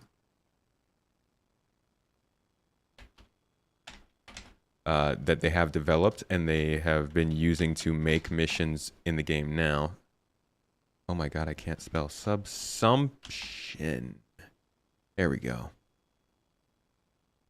So this is the system that they were using. They showed us it on Star Citizen Live, being able to put together missions through flowcharts. If they can figure out how to make this work more procedurally and quickly, all kinds of these MMO-style missions where they're not necessarily that gripping, they're just kind of tasks, fetch quests, kill quests, stuff like that. But if you can dress them up in different environments and lore and factions using these kinds of buildings, it could really flesh out a lot of the things you could do in a city, further allowing players to not have to spend time traveling up to a space station or cross the system to a moon, or making their space station or their starship ready to go and run missions when they could just run those missions in the city they spawned in. I think that'd be also really healthy for the game. But these could be office blocks, these could be corporate owned. Inside here, there could be corporate wings, there could be manufacturing, there could be office spaces. And what we try to think about with these, it's more than just a flat room. There should be advanced traversal, it should be multi-tiered. So outside of the commercial offices, we've also got like restaurants and bars. So what we're looking at here is a pretty cool like skyline bar in Lowville. That could be fun. But also in restaurants, Chris always described the idea of really high-end restaurants in the game where you can get access to food choices that isn't available anywhere else. So right at the foot of the building, we're going to start talking about the lobby. So as I said before, these are going to be access points to the player, but also we can do more than just a standard foyer that we're seeing in the game right now. So this sort of space we're seeing here is, imagine there's an underground transit network, and that transit station feeds a network of building lobbies. So these could be social spaces, these could be really good combat spaces. They could have access to mini restaurants or bars or facilities. And we're just showing that in a variety of art styles. So one's a fairly low end, one could be fairly high end, but the infrastructure is the same. So as we're exploring art style opportunities, this then drives where it would be appropriate. So some would be more appropriate in somewhere like Area 18, some would be more appropriate in somewhere like Horizon, and obviously some would be more appropriate for future landing zones like Odessa or Prime. And also when we're talking about... Dude, you can't just say that. He just mentions the landing zones from Magnus and Terra. Just like, oh yeah, casual. Lobbies, again, what we're trying to do is we're trying to describe multi-layer traversal spaces. So in these illustrations, you're seeing a variety of routes to then help inform the initial conversation with level design. Now, finally, we're going to talk about the underground now. This is, I think, one of the coolest spaces. So rather than just focusing on the positive axis of the building, we're going to look at the underground. Now, what this does, it means we can access a whole area of play space that doesn't need to be contained inside the building. So within the lobby, we want the player to start to traverse down into these spaces, and these could be underground transit networks. They could be abandoned underground transit networks. This then could drive potential racing opportunities. So when we was doing this, we thought, oh, it'd be really cool. Like, what would it look like if there's an underground street race going on there? Also, there could be traversal opportunities. Like I said before, if the player wanted to go into one building, down, and then through, and then up these into are basically like dungeons, right? Like caves. These look almost like the abandoned space stations if they were just on the ground. And somebody said this looks a lot like what we got with the distribution centers. I do think a lot of the art and development that they use for these different locations will cross over. You know, just the difference between putting it above or below ground and in what level of where is it at. But this could be a great sort of location for a mission, and it's just a side entrance into a city, really. We know for a fact that Lorville's supposed to have those. Don't know about the other cities, though. down and then through and then up into another building, what would that traversal network be like? Especially if we're thinking about if it's an older part of the underground of a city, maybe it's less used, you know, people have built up. That would instantly inspire a whole bunch of traversal and investigation missions there. Or maybe there's an old aqueduct or an old infrastructure underground. You know, this could be perfect for underground street racing or other racing opportunities. So in a nutshell, what we looked at is a blue sky investigation into what building interiors could be like for the game. These are essentially dungeon kits. You know, we want to be able to work on these areas in a fairly procedural manner, and we want these to be dungeon opportunities for gameplay spaces. It also will start to inform the future of player-owned habitation and the type of visuals or look and feels that could be. So this ties into a much larger initiative. So we're seeing it a little bit now with the redo of Lowville. That's turning into a much bigger city. There's that mention. And what that means is every city in the game is ready for these building interior spaces. Now, one thing to note is the cityscapes are probably going to change a little bit. Just from an initial investigation, we found our buildings are quite small.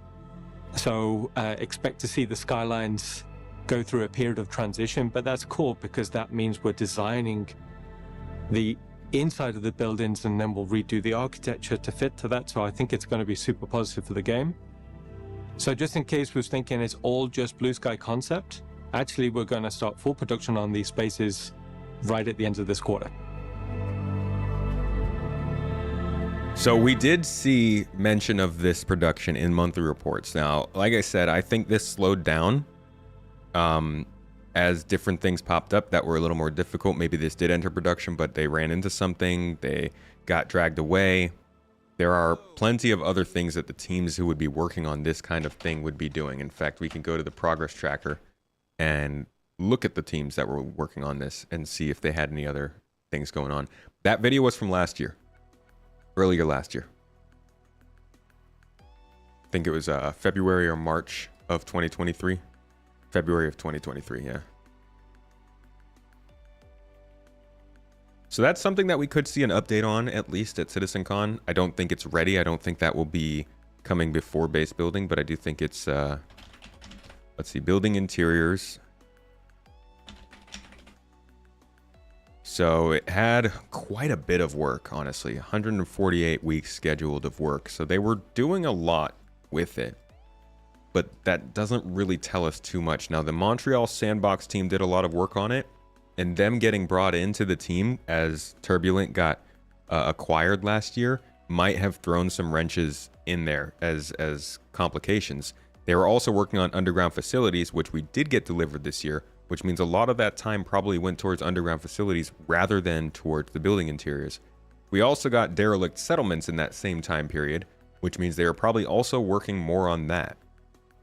So we could use an update on building interiors for sure. I can't say whether or not they will actually show up at CitizenCon, but it is one of those big features that I think if they dropped an update on, a lot of people would be excited to hear about, as long as it was, you know, actually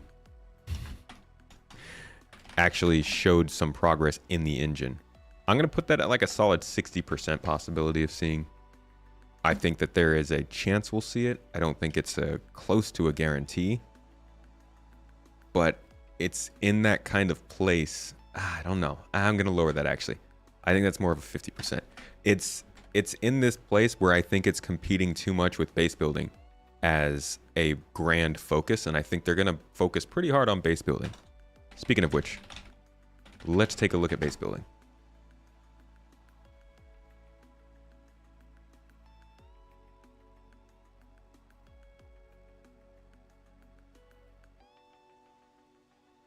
What about data running? Hey, if they just give us savable data points and waypoints, then data running is kind of a good to go. Not good to go, but it's begun. It's started. Okay, base building is a big one. Base building is basically a guarantee to be in CitizenCon this year. And we have a video that proves that. Let's go to the lovely, always inviting, always super friendly Twitter. And let's see if we've got their profile popping up on here. We don't. I will search for it. Roberts. There we go. So they put out a video on their Twitter a little while ago. It's probably in August sometime. Where they basically said, hey, we're going to show off base building at CitizenCon. So it was like, it's not a mystery. But I'll show you guys that just so that if anybody missed it, you get some eyes on before we jump into all the speculation game.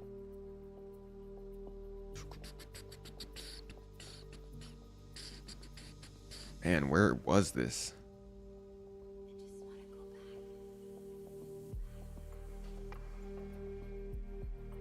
It was leading up to the 3.24 release.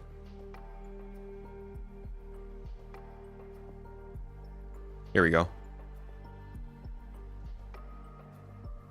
right, check this out.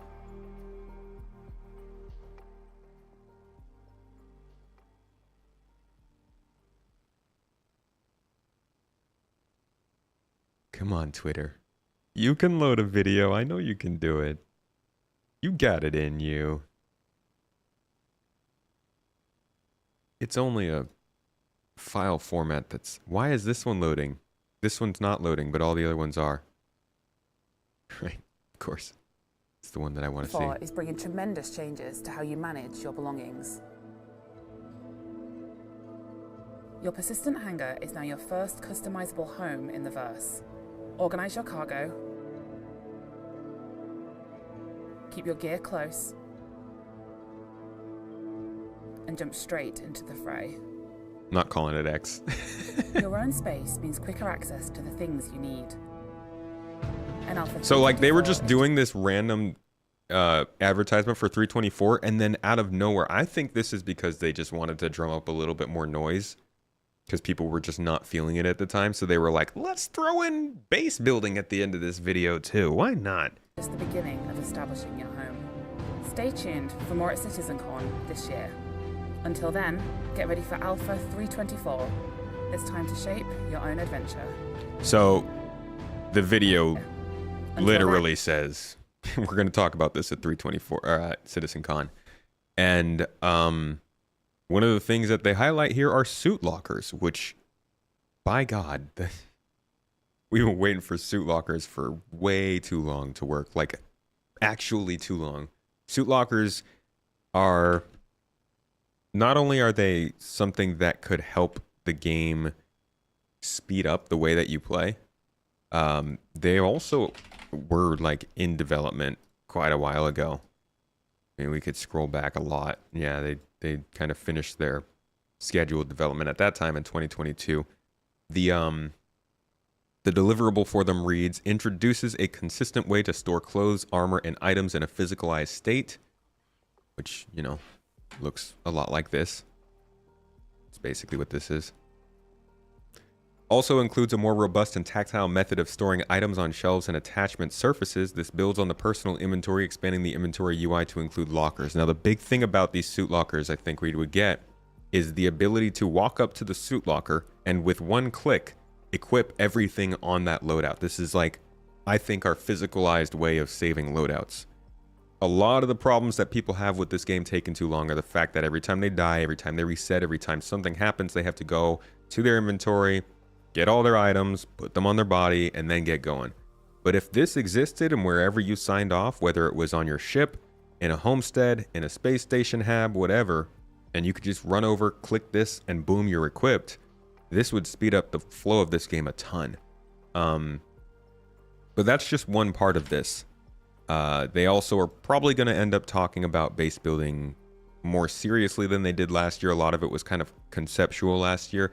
This year, they will probably show us some in-engine advancements. It might not be the actual full-on base building feature that we'll be experiencing, but I do think that we'll, like, they're pretty much due to show off what it's going to look like in the game, and I'm betting it's going to do a lot of the heavy lifting at CitizenCon this year outside of like Squadron 42 stuff. So here is what they showed about it last year, and we'll talk our way through this.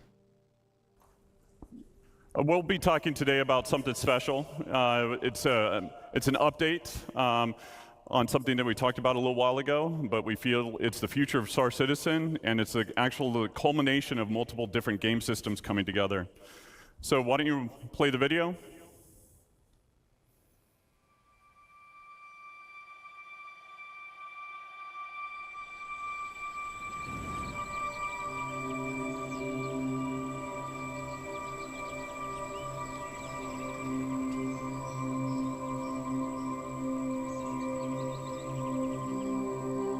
Hello, Jake. Good to see you in chat, buddy.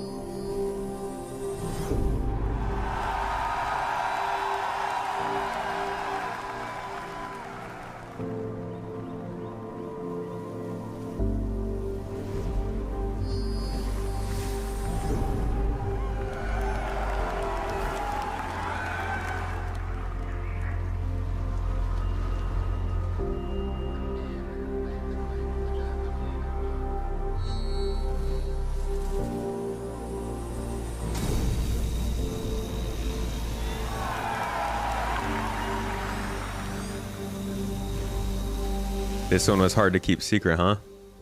What other things you having a hard time keeping a secret right now, buddy? Wanna chat a little bit? Wanna talk a little bit? Tell us. Doesn't the music even kind of have some Satisfactory vibes to it? At least towards the end. I can't build with any other music in my ears, to be honest.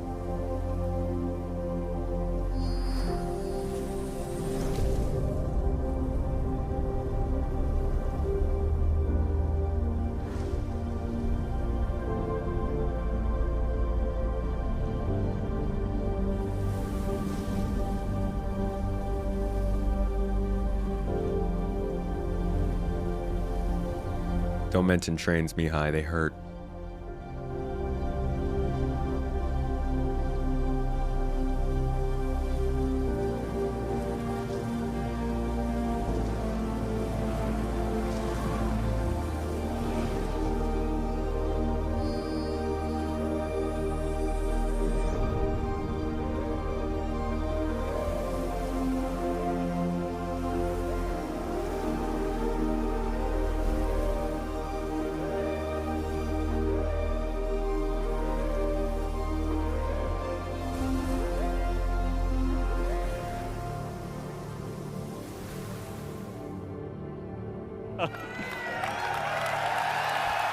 Build your prison. One small microtransaction to open the doors. No, so this is somebody was mentioning greenhouses, right? I think that's kind of what this is, hydroponics they call it, but like building, you know, farming. The biggest thing about this to me, and he'll go over this in the presentation, is this kind of stuff. Mining, refining, pumping water, probably stuff like that, is so freaking big. And I don't know if they talked about it during the economy talk a few weeks ago in Star Citizen Live, but I wonder how this would factor into the economy. We will get to that next. I think we will hear about the economy at CitizenCon. We'll talk about Star Sim and the economy and that kind of stuff, but I'm wondering how a player base will fit into an economy alongside a normal outpost or a space station or something, if it'll be included. So like AI can make deliveries there and it's part of that ongoing economy, or if they sit separately. Those are the kind of details I'm hoping we get to hear. Echo that. Oh, that emote is so funny.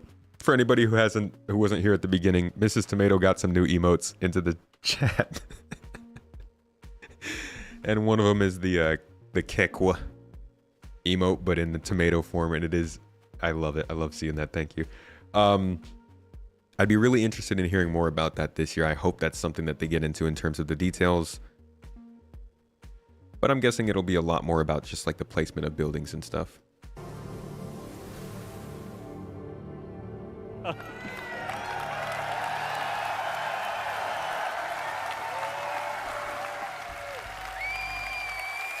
All right, so base building.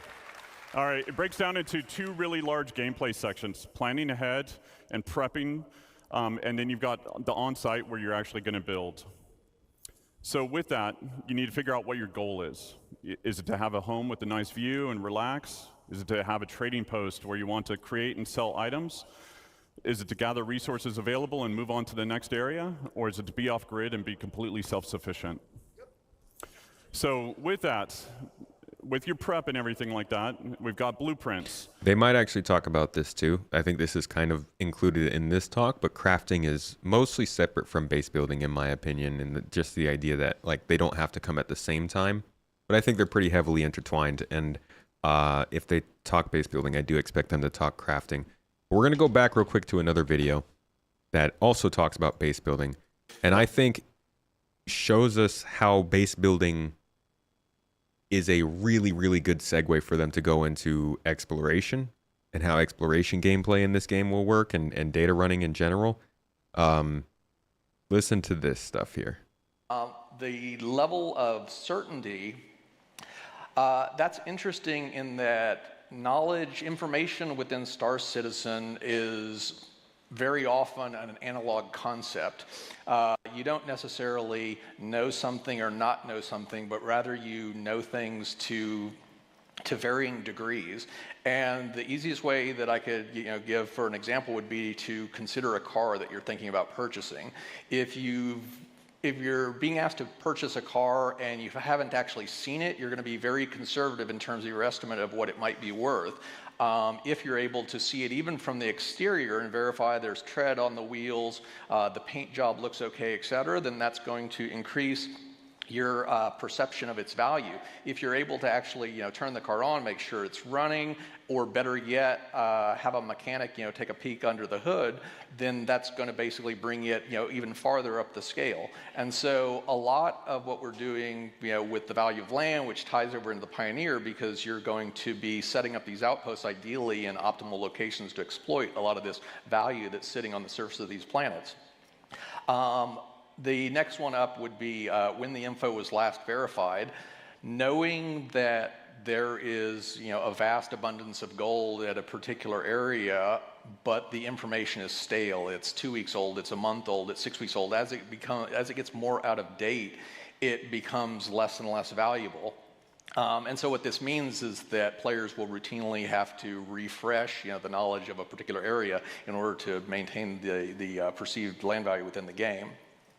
The last thing that I'd mention in regards to what constitutes knowledge is the value of location. If you've got a field of copper ore and it's in close proximity to a refinery, potentially at an outpost set up by one of these pioneers, then that ore field, the land that what you'd have to pay to actually purchase that land is going to rise in price. If on the other hand there's no refinery on that planet, and you have to basically spend 20 minutes basically carting the ore to another refinery and then getting it to its eventual destination, that's going to lower the lower the perceived value of that plot of land. So knowledge within the game is a really fundamental concept, and knowledge is a concept that once you've acquired it about a certain area or a certain object, you're able to transfer that to other friends, you're able to transfer that to organizations, you're able to sell that information to public information brokers, or freely submit it into the public domain. So yeah, Tony talks about... Just jumping ahead a little bit here. value related to that. If you work your dials a little bit and you've got the proper equipment and the skills, then without actually having to make the journey, you could increase the potential value of that of that knowledge find by being able to discern the mass of the object. A large asteroid is going to be, all things being equal, be worth more than a smaller asteroid. But if you really want to ratchet it up, and this kind of goes back to the degrees of knowledge that I was talking about, if you actually make the journey to it, fly over, burn fuel, burn time, brave whatever dangers are between you and there, and you actually do a fly over the surface, then you may actually just visually see pools of hydrocarbons, gas venting from the surface. And again, that raises up what you know about it all the more. If you really want to get specific about what's there and maximize the potential value of that find, though, then you're going to have to set down on the surface, and you're actually going to take core samples, and you're going to basically have these processed, analyzed, and you're going to do things like seismographic surveys and have et cetera, et cetera. And so all of this plays into a common theme that we're trying to execute upon, which is all of these high-level ideas and stuff. Tony talks, huh? A variety of different ways by which the player community can basically attack them, and by which these things will feed the outputs of one into the inputs of another. The rest of the guys are like, okay. So that's just a little bit of kind of insight into at least the idea behind the design of how exploration and data running would both factor into base building and finding bases and setting up for them and preparing for them, which is something that Tony mentioned here is a part of it, planning ahead. So I just remember that as we go forward through this and they talk about having the right resources and all that kind of stuff. So with that, with your prep and everything like that, we've got blueprints. So the recipes, everything in the game is fabricated from a blueprint. Players acquire blueprints via reputation rewards, missions, or rare NPCs. With any blueprint, you can actually do research on it and then create different variations. With materials, ranging from the common to ultra rare, you might find them at the local shop or have to travel around the universe to collect them. Unrefined.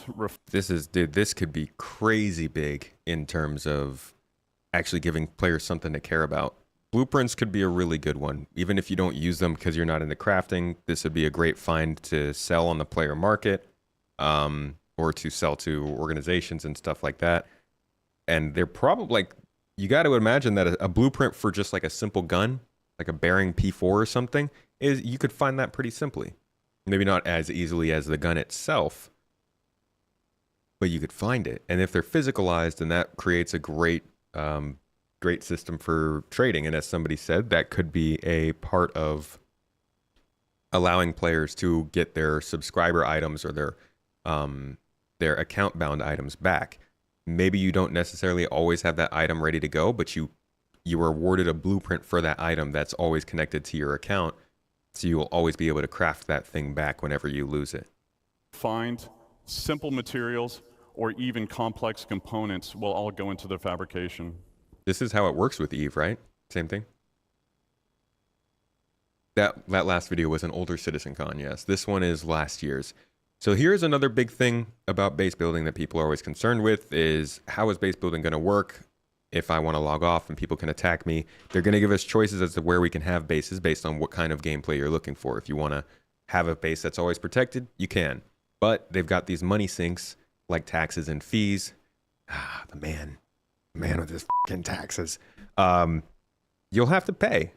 And there will be like a monthly fee. But you know what? What else are you going to spend money on, right? Everybody's like, hey, I have nothing to spend money on. I have no reason to want money. If you're owning these sorts of bases, if you're owning an apartment somewhere, if you're buying habs, renting hangars at space stations, these are all the kinds of money pits that you'll have to pay for. Even insurance on all the different things that you're buying. If you want them to easily be able to be claimed back, that kind of stuff, that's what we're earning for. So you could do that, or you could go to the completely lawless areas where you won't have protection, you won't have to pay, and you'll get access to the best resources, but you kind of gotta make sure you're safe. With this, then you got location, location, location. First area is high security, so you must purchase the land. The base is actually invulnerable because of the planetary shield tech. A security will show up to protect it as well. You pay for the privilege, you're taxed. So at this point, you won't have the best resources available. You won't have access to the best resources available on the planet. If you don't pay your taxes, the shields will go away after a period of time, and the base will become derelict and will collapse. But this is low risk, low reward. Then you've got low security. So again, you must purchase the land. It's owned by an independent corp, gang, or faction. Again, you don't have access to all the best resources on the planet. The base is vulnerable. AI NPCs will show up and protect the base if it's attacked. The protection will escalate over time. Player can also build defenses to help mitigate this as well. And then hey, what's up, Griffin? Good to see you, dude. Medium risk. Then you've got lawless. So this is no protection other than what you build. There's shields, anti-air. Players can disable the shields by getting close to them and destroying them. High risk, high reward. Since there's no taxes, no protection fees, you get a high return on the resources that you collect. Now, there's some cross-shard and server meshing considerations that will kind of adjust this design in the future, but we'll get into that later once we're really building it. So from here, you've got the tools. So this is what we would consider a surveyor. With this, we want to actually cater to everybody's playstyle, whether you're solo or in an org. Yeah, I think their best bet is to go with levels of security as a way to allow for different types of gameplay. I don't think there's really any other way you could do something like this. I mean, I've spent like a total of 2 minutes thinking about it in my lifetime, but seems like the most reliable way to do it. So you got different buildings that you can produce, from small, medium to large to XL or XL. So with the surveyor tool, you can only build the small buildings. With a vehicle, you can build small and medium-sized buildings. With the Galaxy, you can build small to large structures. Yeah, when are we getting that, Tony? And then obviously... Sorry, Todd. With the Pioneer, Pioneer can do it all. And it still works as a mobile base. And we'll talk about some of the more expanded features that we're adding to it in later on. So, and then it's also, we're exploring what can be done in space, not... So this is, oh yeah, this is him basically saying they want to try and experiment with building space stations, but I'm completely sure even if they did have base building at Star Citizen or CitizenCon this year, which they will not be talking about building space stations. Just on the planet.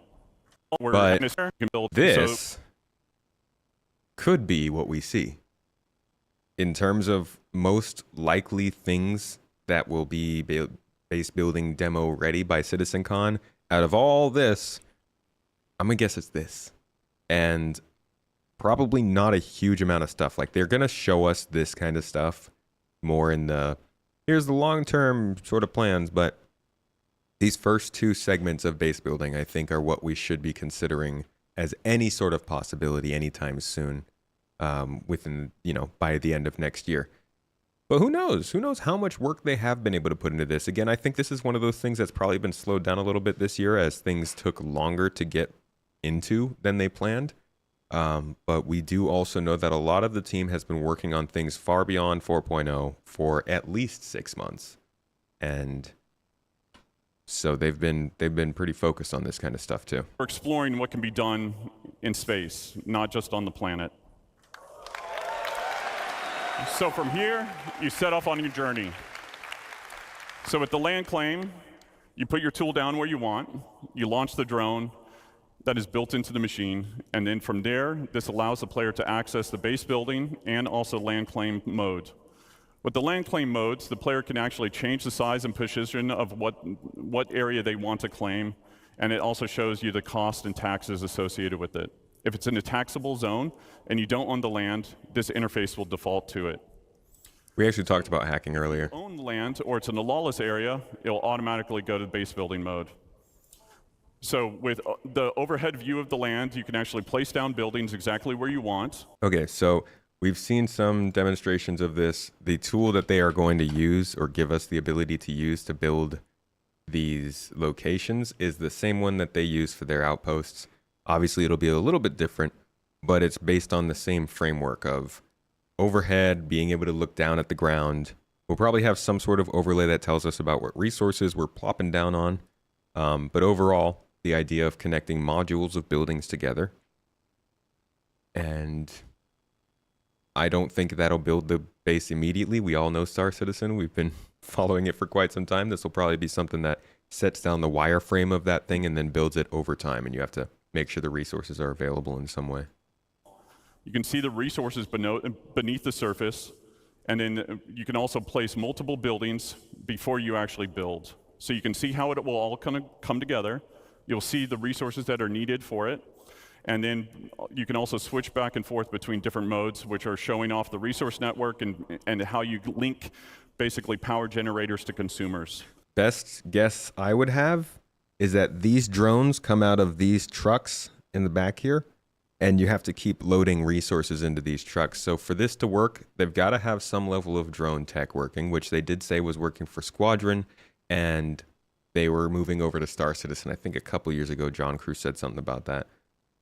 They would also need a way for you to just submit a resource box and have another thing recognize those resources and use them. It's kind of like the opposite cycle of what we already do in the Vulture and the Reclaimer, right? It spits out the resources and we take them.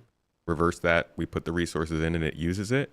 And then these drones basically just reset on the truck, get reloaded, and then come back out and continue to building. That seems like the simplest way for them to pull something like this off, if they are going to want to include drones. The Pioneer is something completely different. That's like, they want that to build out prefabs and be like a moving factory. That thing's insane. And then the player can move or deconstruct existing buildings right now with no charge. Fabrication. So when you basically build these buildings, they don't come with any furnishings. And if you didn't bring any with you, then you want to build a fabricator. So depending on what you want to build, there's different sizes of them that support buildings from decorations, armor, weapons, components, and even ships.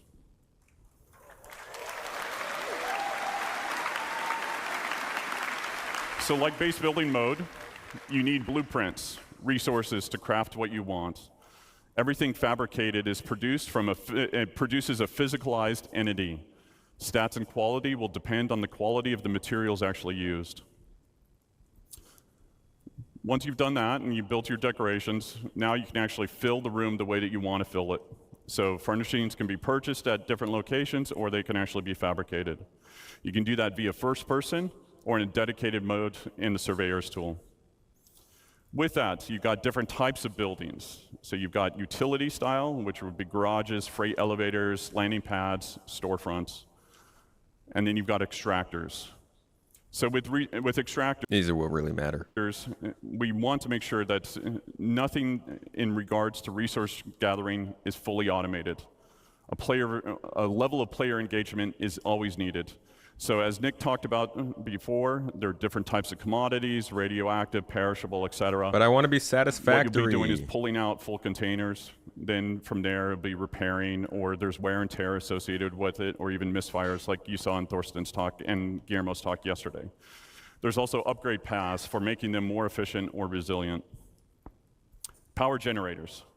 So with different types of power generators, there'll be some that are more cost effective. Yo, this is kind of, this is cool to me. If they actually have solar panels for power generation, I'm going to find that really sick because we have access to entire planets.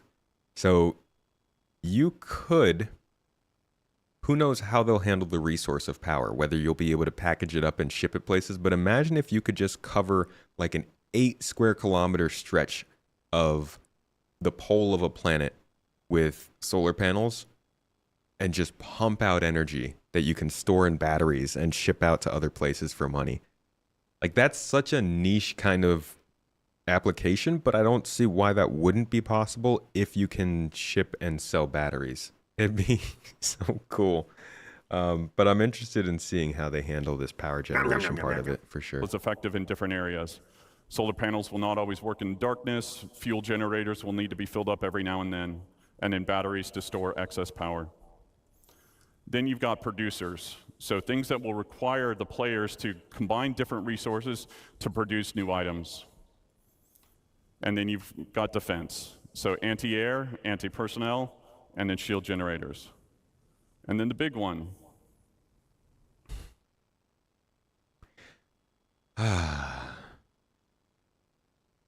Yes. Starts development in Q1 24. I think most of us knew that that didn't mean it was going to come in 2024, but I'm wondering how things have gone with it since then. Obviously, this whole talk was started by the fact that they have something to tease about it, but we don't know just how far it's come. Like this is what I imagine it's going to look like for T1. Just a building like this, maybe something small, but like not much else besides just a place where you can plop down, have a bed, have some furniture, and have like suit lockers. None of this like we're mining and extracting and building out power systems and all of that. I think that stuff comes a little bit later. So I wouldn't expect to see anything about this in depth at CitizenCon. I think they'll show it in the sense that like they'll be like, oh, it's coming later. But as far as the stuff that's actually coming out anytime soon for base building, I think this is like probably the best look we've gotten at it so far. Just this little bit. Hope to be proven wrong. Don't mind to be proven right. Whatever they can get out in terms of base building, I think that'll really help the game out. As long as it's easy to log on, log off from there, it's easy to start from there, and there's a little bit more to do on planets in the areas. You don't expect to see this by 2026? You don't expect to see this by 2026? That's hefty, man. You hope some sort of org tools comes with the bigger habitats? God, we pray. They need to surprise us with Magnus. Beware, my friend. That's a hefty wish. Do you think since persistent hangars are in, we may get the same for habs and apartments? We talked about that a bit. I do think that that would be the next big application for it, but I don't know if they would actually be able to get it in anytime soon. It seems like their team that was doing building interiors was mainly working on underground facilities for most of this time. Late 2026? So you thinking, what the heck happened to my monitor? So you thinking we won't see this for 2 years?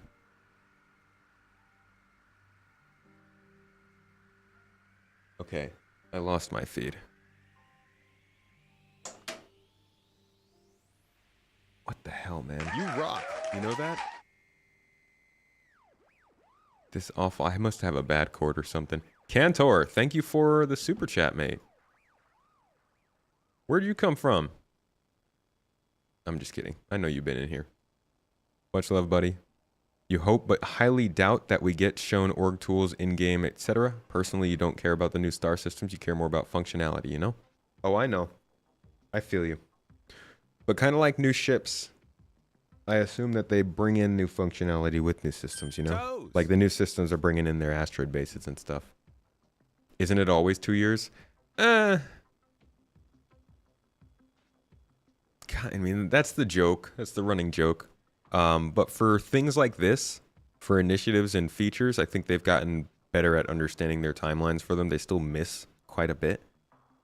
But if they did start working on this year and they've been able to work on it consistently, again, I said they might have gotten distracted from it. But if they've been able to work on it consistently, I could see them getting some form of base building out by next summer. In the most basic form, though. Again, I'm not talking about mining in the ground and pumping out resources and setting up power generators. I'm talking about literally just being able to plop down a hab on the ground and maybe have some storage areas for it, but generally just having a space you can customize. The bare minimum. And I could see that next year, mid to late next year, maybe Q2, Q3 kind of thing. But 2 years from now, I think they'd be in a lot of trouble if they were teasing this out this CitizenCon and didn't have it ready until the end of 2026.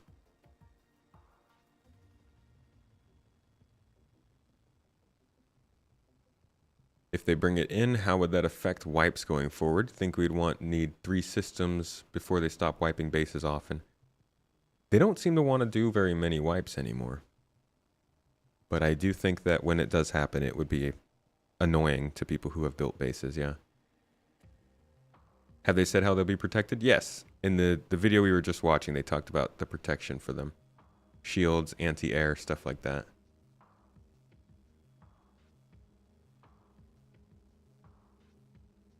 Instance hangars at base locations will probably be included with that first iteration. That'd be nice.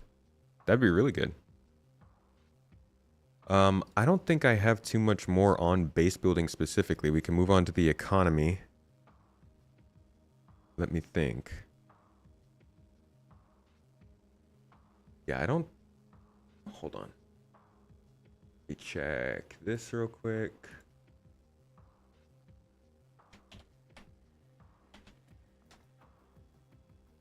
No, doesn't look like it. Let's see, 21.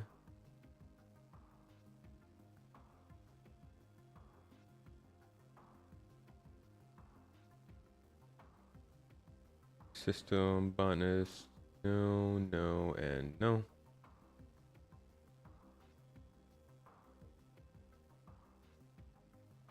No, I don't think I have anything else on base building.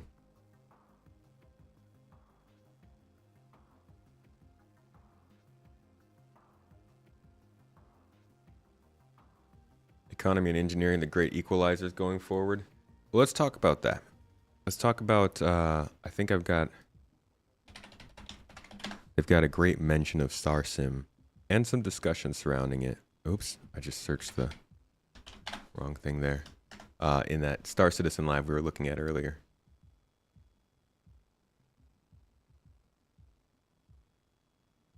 Gosh dang it. All right, I'm going to have to find it manually. Wonderful. Luckily, Nazaris has helped me out like a homie. And Tommy had to search the straight up transcript of the video. I love that. Dynamic mission generation, Star Sim / Quantum, was always supposed to dynamically generate missions and how they plug into the upcoming Quantum system or Star Sim or whatever the heck we're calling it now and stuff like this. Then we were meant to follow up last week. We took some questions. Last week we had some technical issues. But fundamentally underneath it all, then...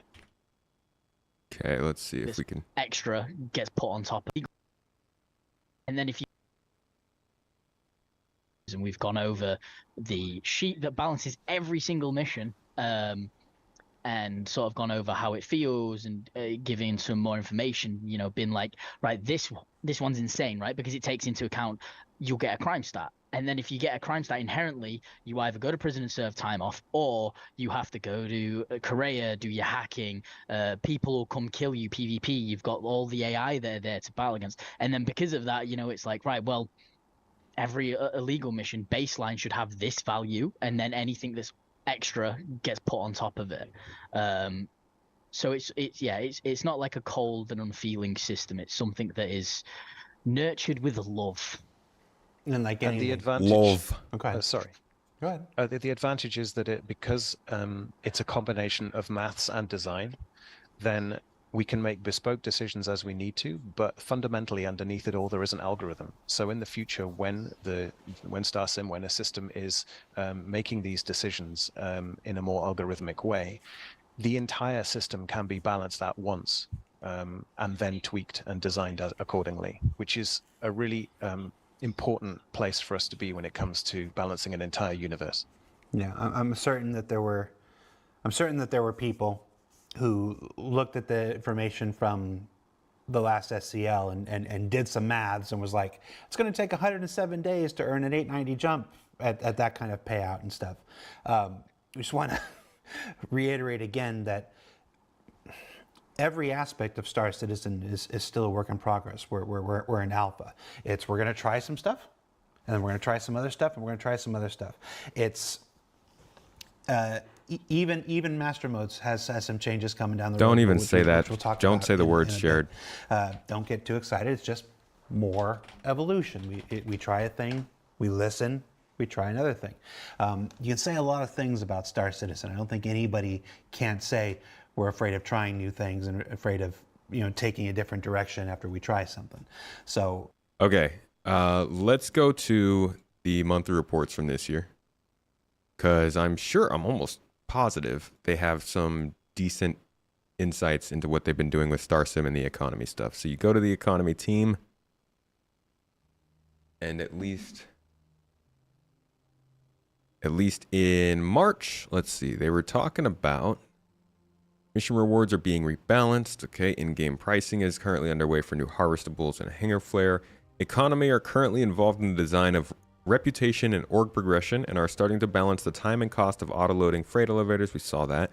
Finally, a comprehensive list of all intended resource transformers, sources, and sinks were created to help ensure the economy is stable for the long haul.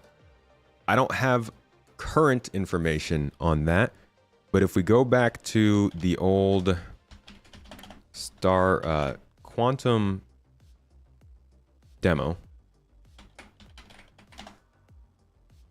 we did get to kind of see what this looked like in practice based on the tools that they are working on. So here is a little demo of them focusing on, again, going back to this monthly report, this is in March of this year, intended sources, transformers, and sinks to help ensure the economy is stable in the long haul, suggesting that there are sources, transformers, and sinks for resources, factories, refineries, caves, mines, all that kind of stuff. So here we can listen in on kind of how that process plays out in their own back-end system around the economy.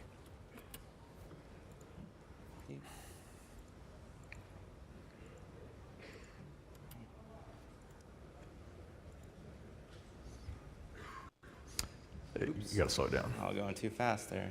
Slow on down.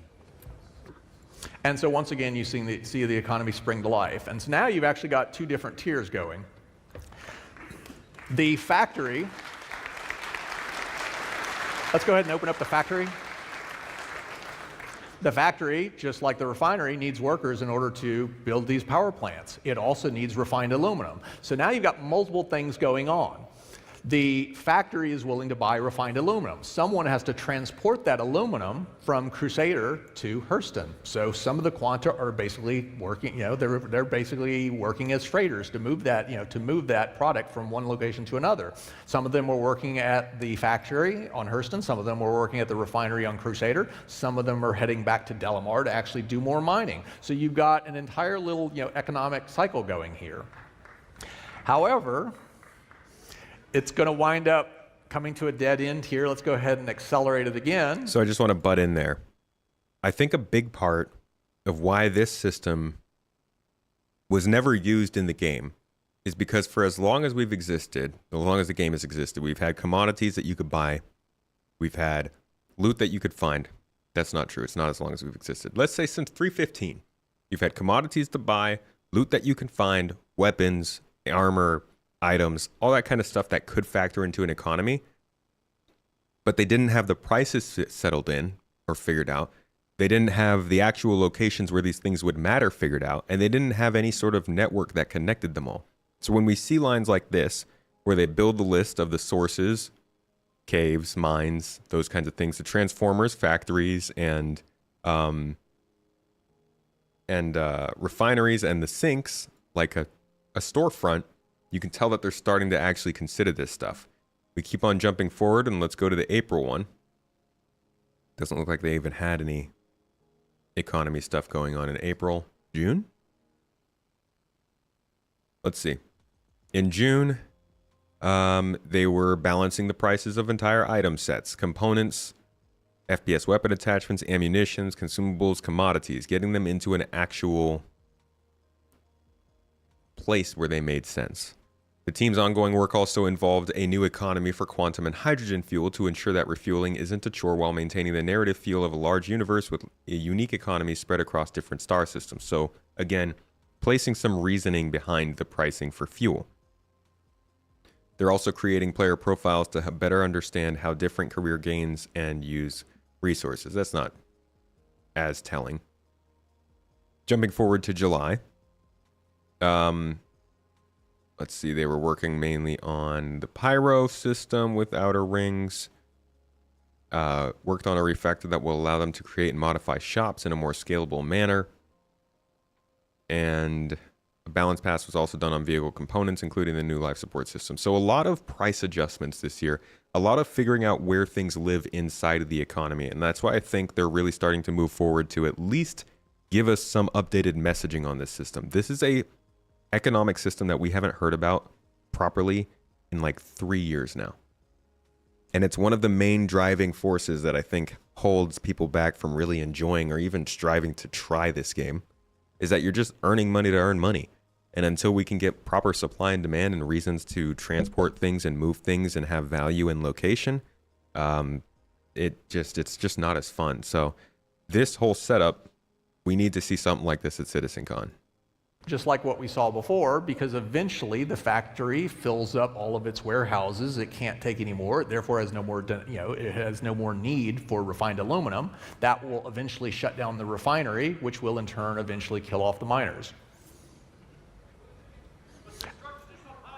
And you can see there that the inventory is still building on the aluminum, which is why there's still some activity. There's a lot, yeah. But as soon as it's done, it starts flatlining, so you see that the inventory is capped out. Yep, and now they're almost done. The factory is basically got, it's got all it can handle. The refinery has all of its, all it can handle. Therefore, the entire loop, draws to close again. So let's add one more node. Let's add a shop that sells power plants to ArcCorp.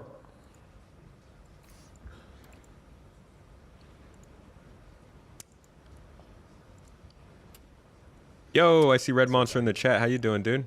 Good to see you. And Love so to now see how they make this responsive to player actions. The shop is looking, I think the idea is that with our 10% being such a small amount of affecting it, we can basically have some effect on it, and like we temporarily throw prices off and stuff, but it self-regulates and corrects itself after a little while. I hope is how it goes.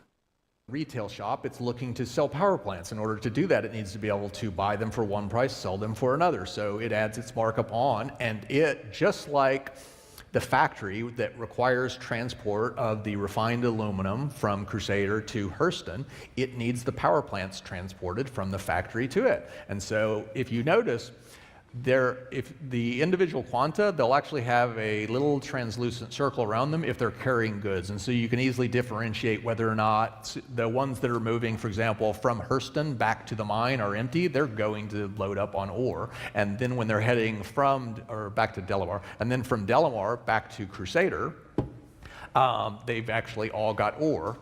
And so this loop will actually continue indefinitely. And the reason is because we've cheated something for tonight, and it sounds very similar to what I was basically saying was a bad idea earlier, which is the shop right now is a simple consumer. It's burning off that inventory. The difference here is that the solution to that is very simple in the context of quantum. And the reason is these quanta, the next step of what we'll be working on is they'll actually require ships. Ships require engines. And so all of a sudden there's a real demand for how many power plants do you need? How many ships do you need? It all follows the same logical equation. That was the page. So this is kind of what we're seeing, right? In the monthly reports that we just looked at. If here it's saying sources, transformers, and sinks, you got your source here at Delmar, you got your transformers here in Hurston and Crusader, and you've got your sink here with the shop. So from what I'm reading, they're working on this kind of a model. Sudden there's a real demand for how many power plants do you need? How many ships do you need? It all follows those same logical equations. So let's go ahead and add a bit more economic complexity. Actually, a slide.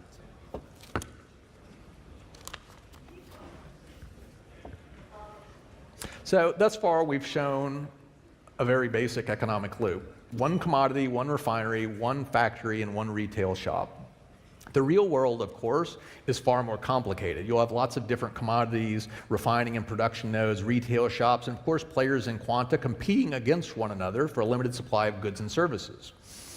It's this competition, this economic natural selection that ensures that things remain in balance, that a logical equilibrium is reached. Should have already gone to it. Next.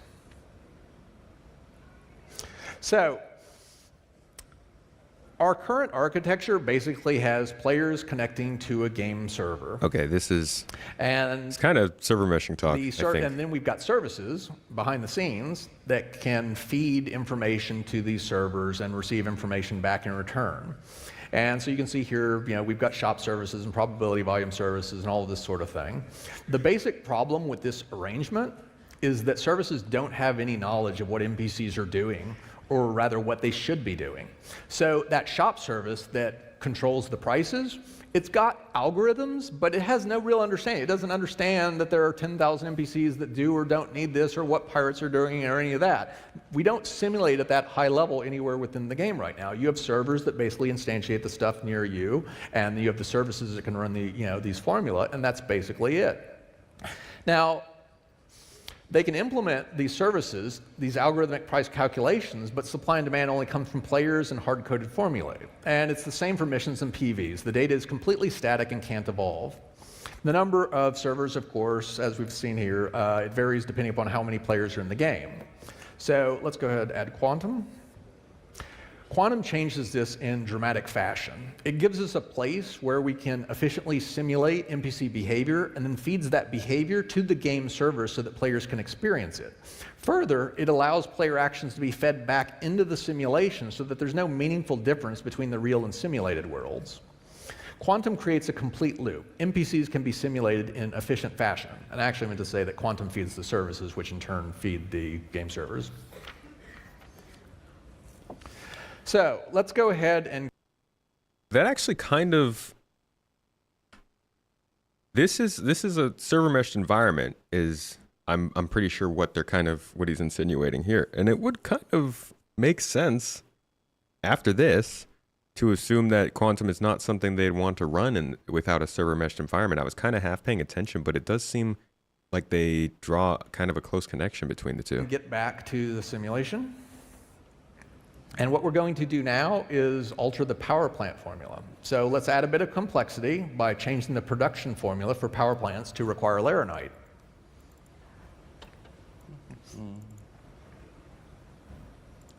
We're gonna add some. We need to change the production formula. No, we gotta change we're gonna add laranite first.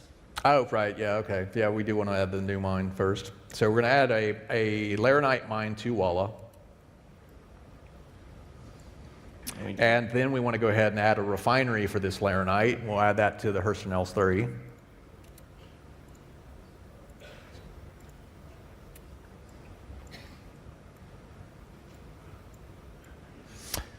And now let's go ahead and adjust that power plant formula. And we're going to change the power plant formula. Right now it requires 0 laranite. We're going to change that to 2. And what we're going to very quickly see here is that we're going to start getting some laranite flowing to the Hurston factory so that the power plants can continue to be created. Yep, and that's that loop of guys right there. That's what they're taking. Now, one of the important things here is that let's go ahead and look at the Hurston aluminum. Bring Hurston factory aluminum.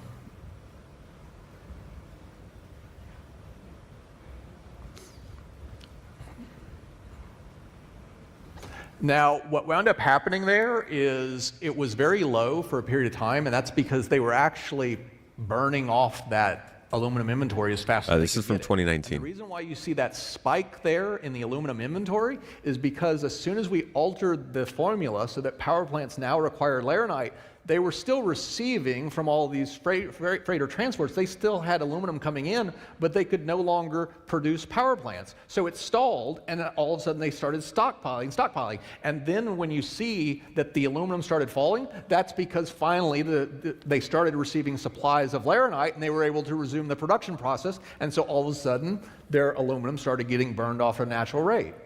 For the record, a couple of folks from our community ran into Tony Z earlier this year and had a talk with him. And he sounds like he's working on some things, mainly the back end side of those things, though, not developing the economy directly. That's what people like Eric and and Elliot seem to be doing now. But he still got his hands in the pie, so to speak, so to say, so to speak, so to speak. Speak to so? I don't even, what's the proper phrase there? So let's go to my handy dandy text document. And let's throw StarSim in here as a, I'm going to call it like a 75% chance we're going to see that. What else did we go over here? Base building. Base building is absolutely a 100% chance. That's just, it's not even a question. We put org tools on there. Economy is StarSim stuff. Okay. Planet Tech V5.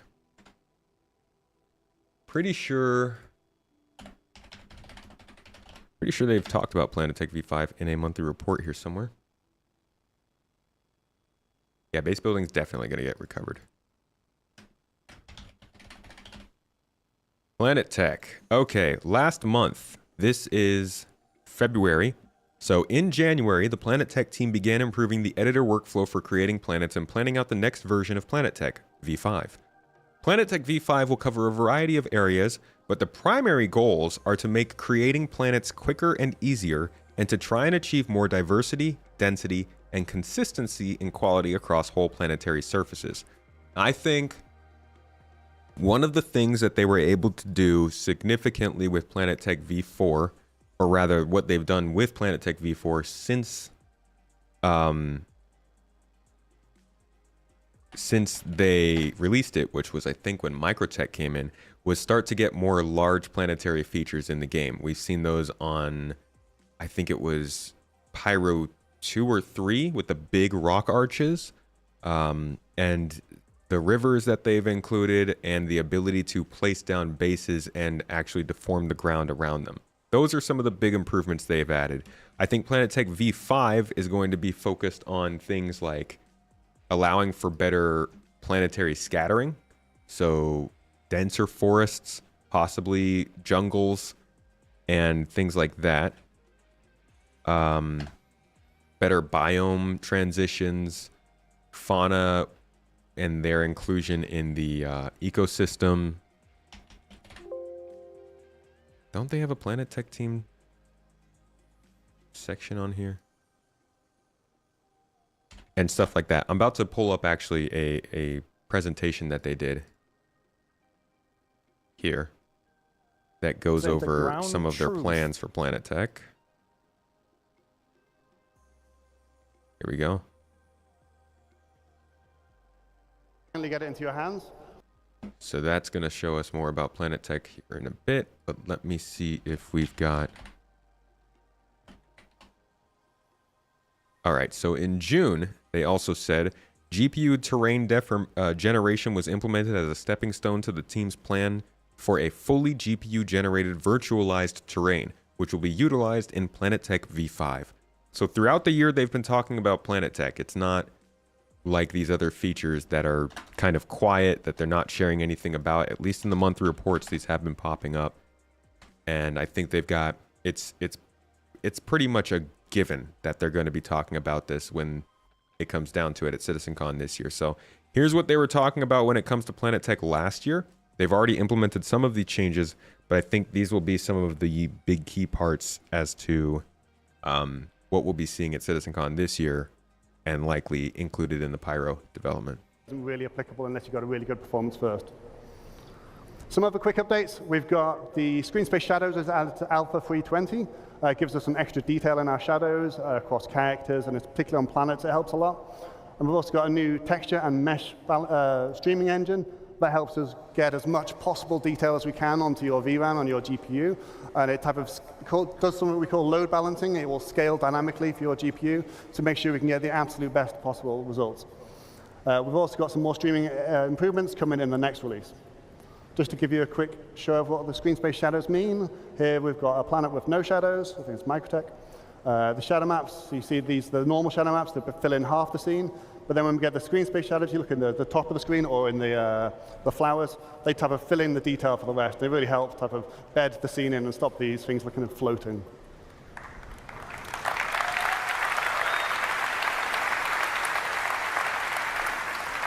Next up, just want to talk about planets for a little bit. It's something I get asked about a lot of what's happening next with planets. So we've got quite a lot of R&D in progress. First thing, we've got 2 new pieces of tech being started recently. First is virtual terrain texturing. It's quite a technical detail, but what this means for you is we're hopefully going to get much less popping or no popping at all. So this is, we're going to achieve this by moving all the calculations to the GPU. That's what we just read about in the June monthly report. And we'll be reusing the same type of patch-based system that Will talked about in his water presentation. And it should give you major CPU savings as well. So we're quite looking forward to getting this in.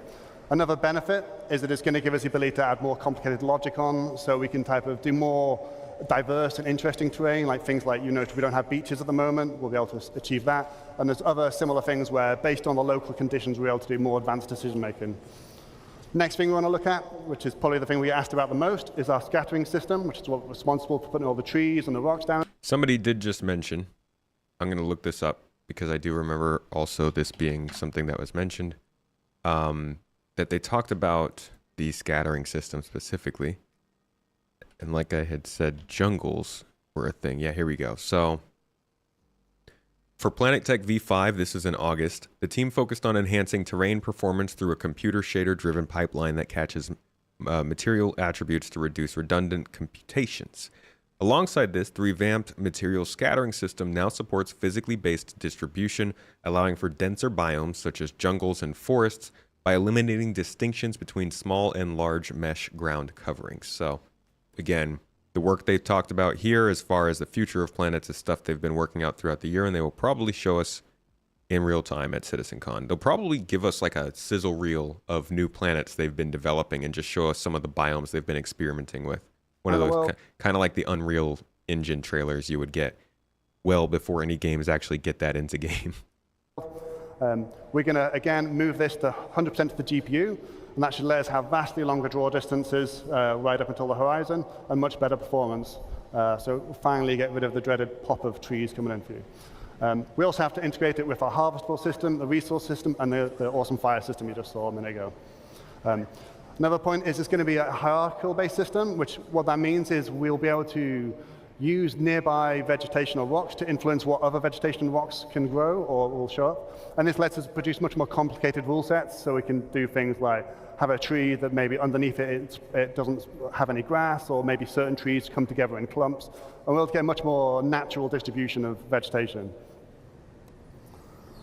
And final thing. Yeah, to be honest, that GPU utilization of Planet Tech rendering is kind of a sleeper because it doesn't sound super fancy, but that would the way that could help with game performance on planets would be amazing. Hopefully that also includes the things like the caves and the rivers and even the outposts that are on the planets.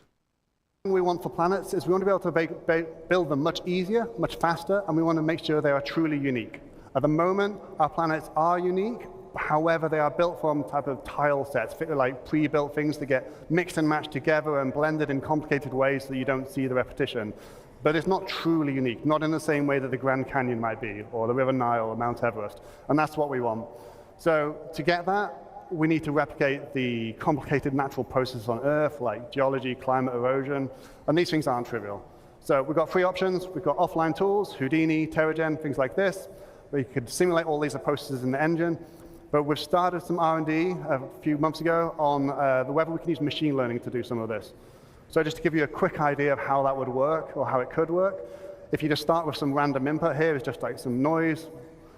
We run it through a temporary simulation, so we can type of get a more reasonable approximation of simulation at different altitudes and latitudes on Earth. And then what we do is we categorize all this into different biomes. So based on the temperature and moisture, you find out what is a desert, what is a forest. And this part is crucial. So this is the input for our machine learning algorithm. We could come up with this image any other way. You could hand paint it as an artist, or we could just randomize the noise to get a different set of images. And then what we do is we take the large data sets we already have from Earth, from Mars, and from the Moon, and we train it on exactly the same distribution, so biomes, so forests, grasslands, and things like this.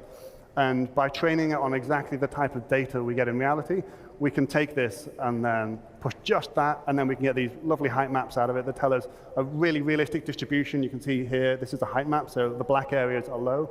You can see all the little rivers and valleys, and this had 0 art input aside from this image. which is a very nice result. It's early days. This is based on something called a custom diffusion neural network. It's, like I said, it's pre-trained on Earth data, and it's been built up in patches so that it just doesn't become too expensive to build. And these little circular patches get like added together, and to avoid any seams in the image. And then just to help you visualize it, I've just put some colorization on it to show you where like snow and beaches might be, and just wrapped it around a planet to give you a better sense so it doesn't look quite so abstract. Yeah, but this is very early days, this stuff, but we're hopeful this will be helping the future of how we build planets quickly and efficiently.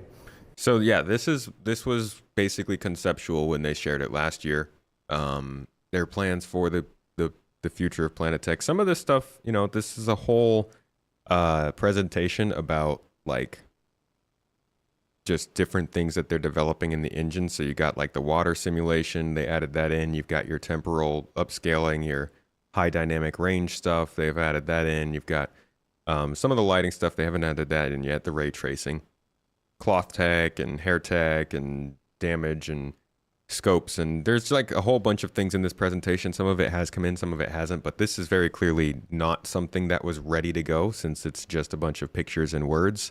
And that's a good way to look at the whole presentation. Like if they're just showing stuff like this, definitely don't expect it to come particularly soon.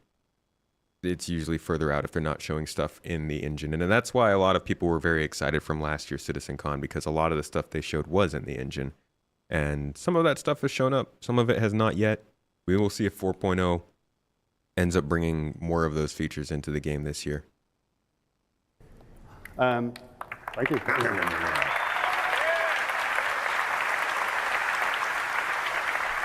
So the last thing I wanted to talk about today is our Gen 12 renderer and Vulkan. This has been ongoing for quite some time, taking a lot longer than we would have liked, but we're finally getting to the end of this long journey.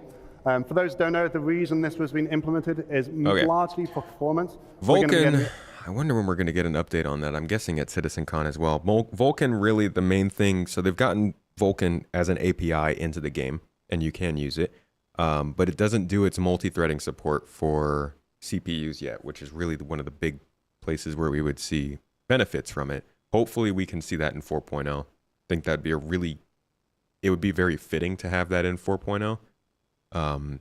As just like 3.0, I think 4.0 kind of needs to be a paradigm shift for how the game is played and understood and develops, and better rendering, all of the improvements that we can hope for in terms of getting the game optimized. 4.0 just makes a lot of sense for that. The last thing on our list today that we were looking at, Planet Tech V5, we're going to put that at 100%. That one's definitely going to show up, considering all of the talk we've seen out of it this year and the talk from last CitizenCon. But the last thing, and probably the thing we will hear the most about at CitizenCon next year, is Squadron 42. This one should be interesting because Squadron 42 is the most important thing to the company right now. Obviously, we all care about, well, you name it, base building, exploration, data running, the economy, master modes. Am I right?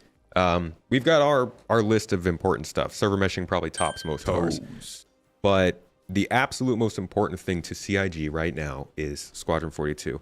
And that's for the one reason everybody likes to, hop on CIG's case for: money. Somebody pull up that Mr. Krabs money from SpongeBob. Tina, thank you for the sub. Keeping that 6 months tier 1 sub. Appreciate you. Doubt they will release a beta. Yeah, I don't think they will release a beta for Squadron, for sure. I think maybe there will be a playable demo at CitizenCon, and I think they're going to do a big-time trailer, probably a couple of trailers, probably a gameplay demo where they show somebody playing a bit of Squadron, and then they also drop a trailer which acts as their opening up of their marketing campaign and ends up being the thing that most people outside of the Star Citizen community see. So one of the things that I'm planning on doing, me and Mrs. Tomato have already started our preparations for this. We are going to be looking more outside the community to talk with folks and how they've perceived and taken Star Citizen. If you want to see how that goes, I highly suggest signing up or subscribing to Space Tomato 2, the YouTube channel. We'll be doing podcast episodes, hopefully a couple streams with folks from outside of the community. Already talked to one of my favorites in the gaming YouTube sphere, Luke Stevens, and he'll be joining me for a talk right after CitizenCon. So we'll be doing a couple of more probably following that. And a lot of that I think will be based on Squadron 42.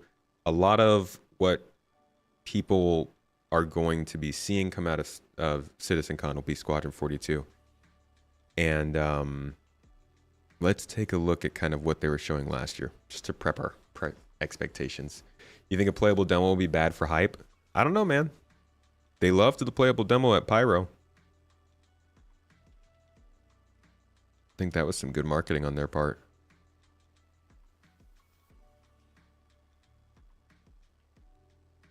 Release date, I think a release window. I think it'll be something like holiday of 2025 or this season 2025 or first quarter of 2026. Like, I don't think they'll stick to a date just yet. That'll probably get announced closer to like 6 months out from the release date.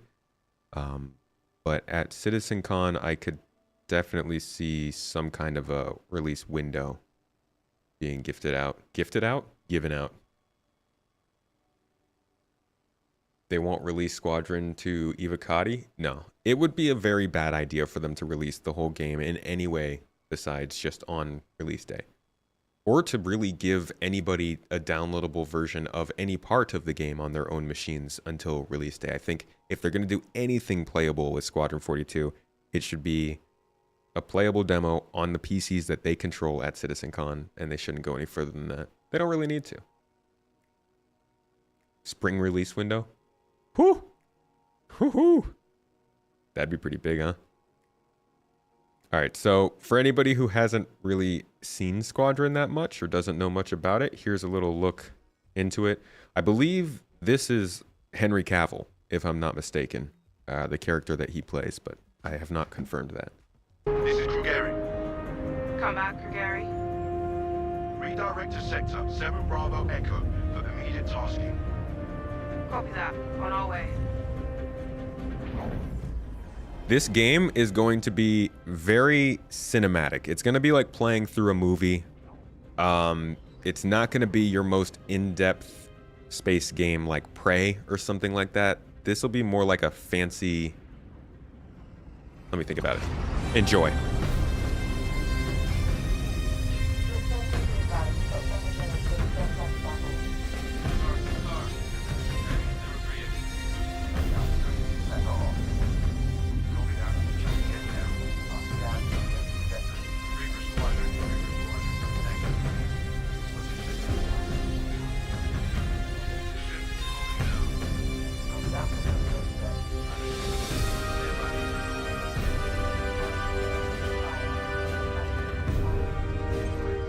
All right, sorry, just had to give you guys that.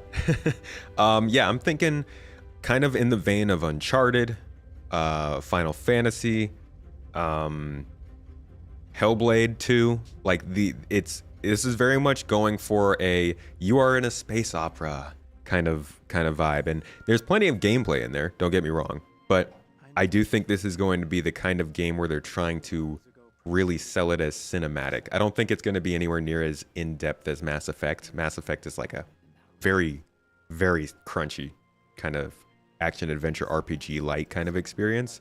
This is going to be, you got a character customizer, obviously, as they're showing.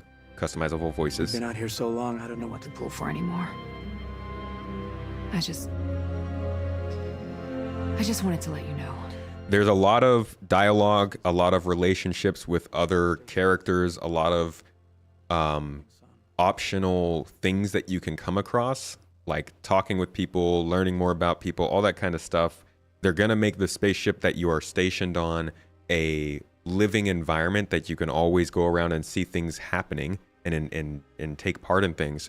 But it's also going to be relatively narratively driven.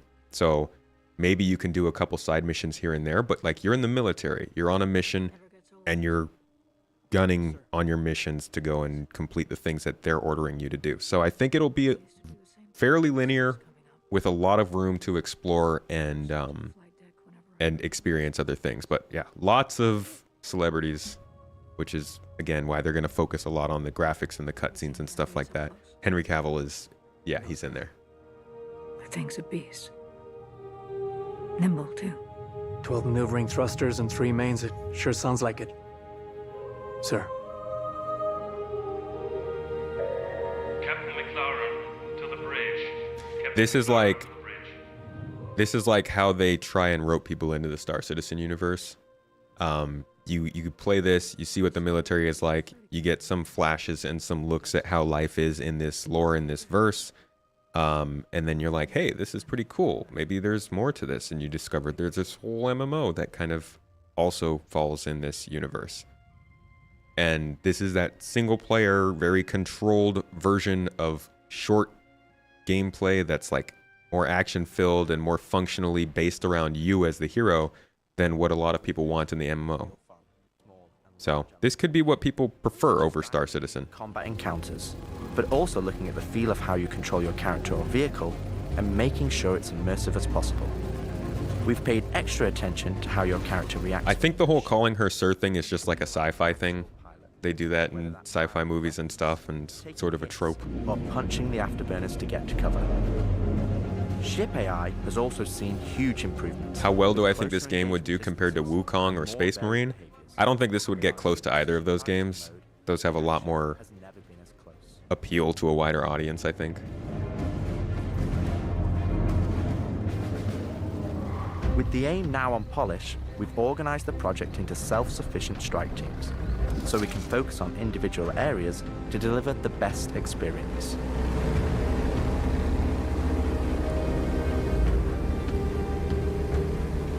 Get out of sight. The Cutlass is going to spot you. This allows us to bring all disciplines together with a unified vision of enhancing the gameplay by seamlessly blending it with polished visuals, final cinematic performances, and our ever-improving technology. Some people don't discern. People are saying it's Navy. I don't know. I figure you got your reasons. You didn't see the boat, kid. You're good to keep going.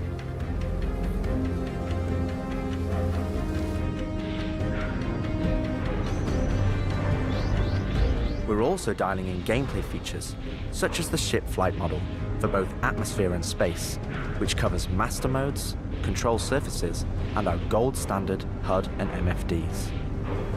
Give me those MFDs. Our interaction system for both the world and your character have also seen additional improvements, allowing us to hone and craft environmental. So they've got kind of puzzles here and there, you know. It's like it's giving a very strong general sci-fi action adventure kind of thing. Spaceflight is not all you're doing, which I think is a good call because spaceflight's cool, but I don't think there's a lot more people who are willing to buy a game that has a lot of FPS segments as opposed to just being in the ship. The military multi-tool is an essential piece of equipment for every pilot that integrates all attachments into a single handheld device and allows us to create really interesting challenges, including physics-based puzzles using our updated rope tech.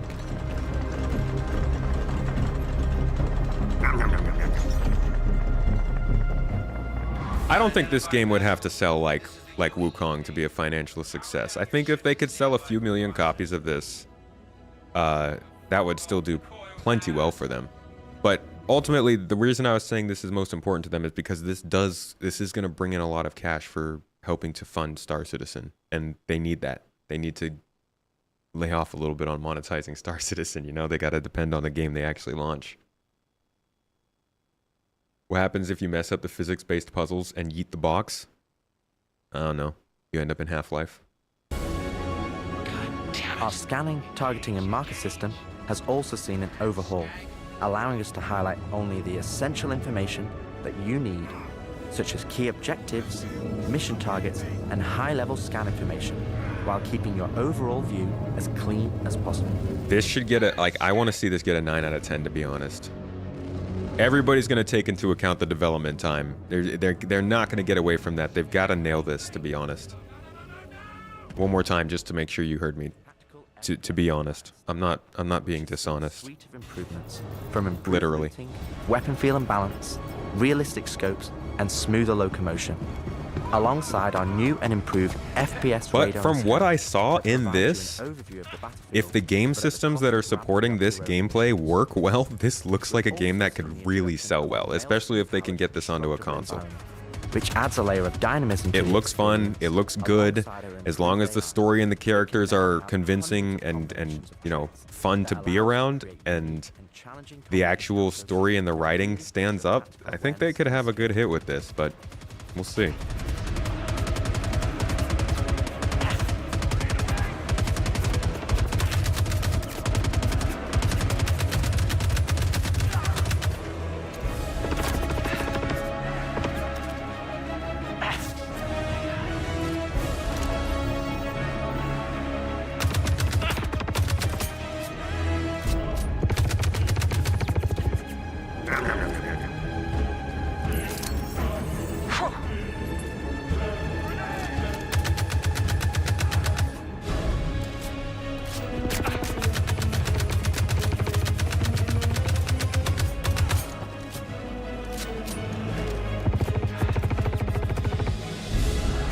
I think the thing that sets this apart from Star Citizen, when you think about like the potential of Star Citizen being a success, is that this is built like a traditional game. Star Citizen isn't.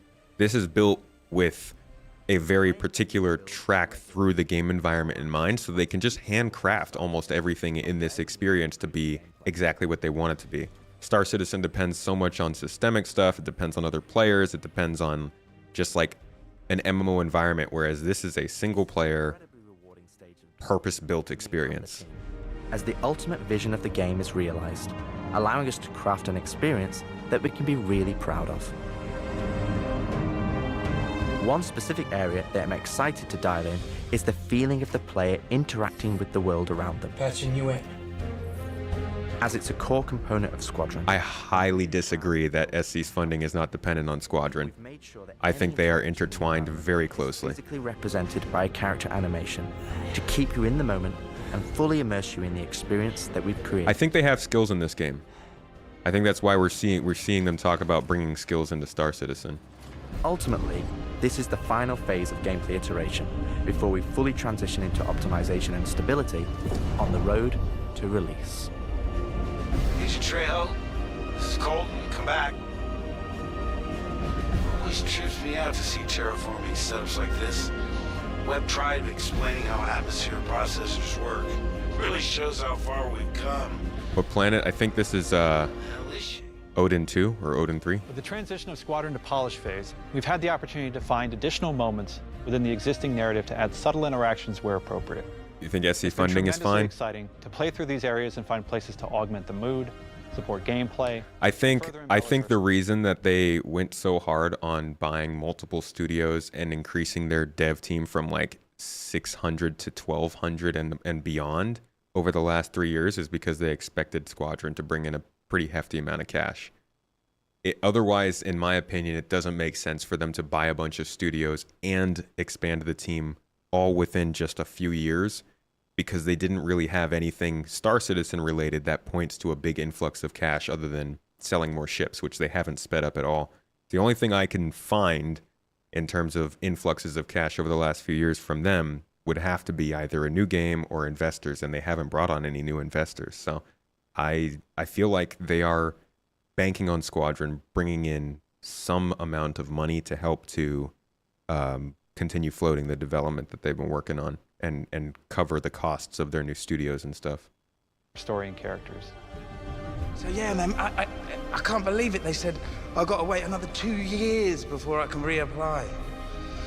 So that's why I figured I'd get a job trying in security, because that's you know, I can get some hours flying in the cockpit and whatnot. Can't hurt, right? Exactly. We've also been capturing pickups for our lead female player character, as well as wildlines for our various enemies that you all will encounter throughout the game on both foot and in your cockpit. These consist of a range of responses and reactions that you as the player can trigger, which has been the culmination of efforts by the gameplay and AI teams. This means that you're going to have to tangle with some very smart and reactive bad guys to complete your mission.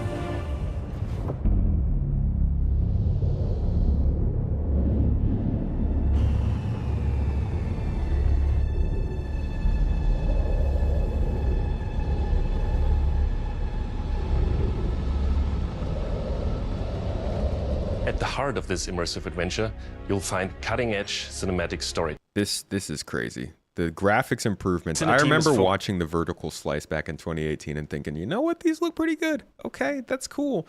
And obviously we wouldn't have gotten the same game that they were showing us graphics-wise in 2018, but the improvements that they've done on some of these faces and the lighting and stuff is On finalizing stupid. on all of our big action as well as all smaller character sequences. I could have pulled this off of the Galactopedia. Yeah, probably, but I think their solar mass calculations are wrong. Like what? Well, this is What is ridiculous. that? How so? I know this is a cinematic, but like, what the heck? Yeah, probably, but I think... What? What did you do? I guess it's mostly lighting, I think, but still, there's just, it looks like there's a ton of render and texture work going on, and then I guess the background also has a lot more going on that makes the scene look better. I could have pulled this off of the Galactopedia. Yeah, probably, but I think their solar mass calculations are wrong, though. Well, this is ridiculous. How so? We are now able to adjust our shot composition to final cameras thanks to recently crafted space vistas and level art being Wait, hold on. to final cameras. I never noticed the original model here. Just got like this long, straight blonde hair and just completely goofball. And then they gave her like the hardcore mohawk over here, made her look like an actual pirate. Yeah, this is definitely like early development stuff. This isn't even as good as what they showed us in the vertical slice in 2018, I feel. It just got so much better. Thanks to recently crafted space vistas and level art being content complete now. It'd be nice to know how much of a shitstorm we're flying into. More like a hellstorm, Blue. One you ain't gonna fly out of. Shut up. Now, I hadn't seen another ship that wasn't trying to kill me in days, let alone a hauler, let alone a Jean. So you can imagine my surprise. Detailed lighting passes can be done on hero sequences so we can show our cast and convey their emotions in the best light possible. And we're making sure our cinematics are triggering as fluid as we can craft them so they form a coherent concerto with the rest of the player's narrative experience. Mr. Wexler, this Love how is Lieutenant just everybody that you see is like a well-known actor. What the hell? Julian Wexler, I'm the field manager of this little operation. Welcome aboard the Archon. What brings the Navy to this little corner of the universe?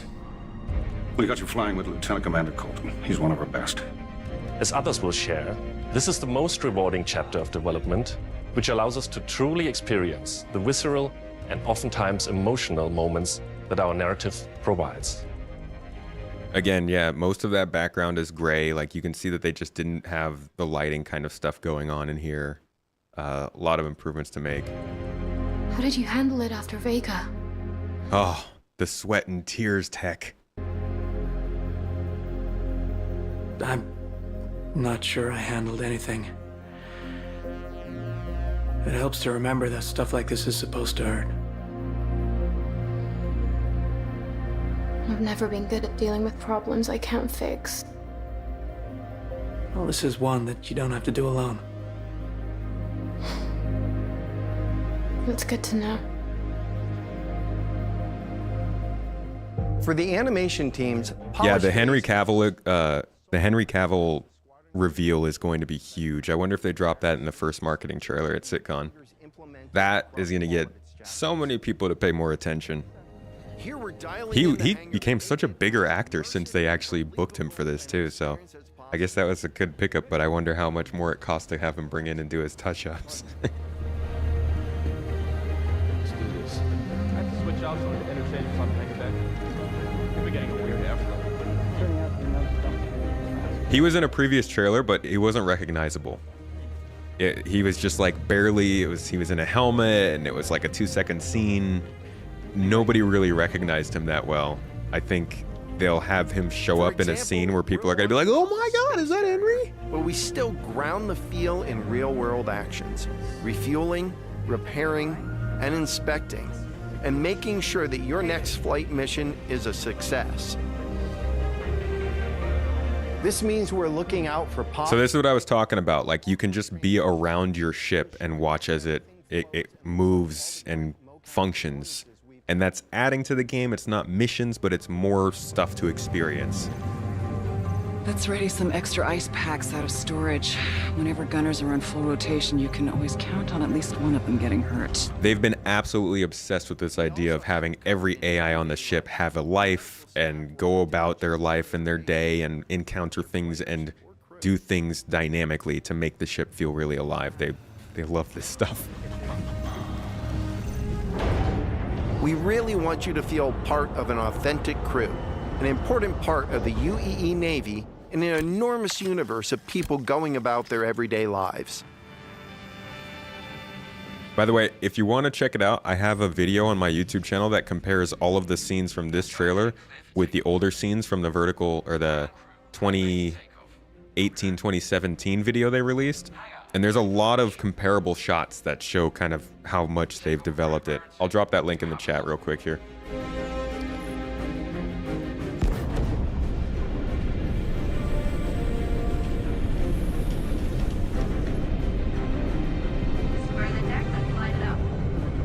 Ready and hold on as you're launched off the deck of the carrier.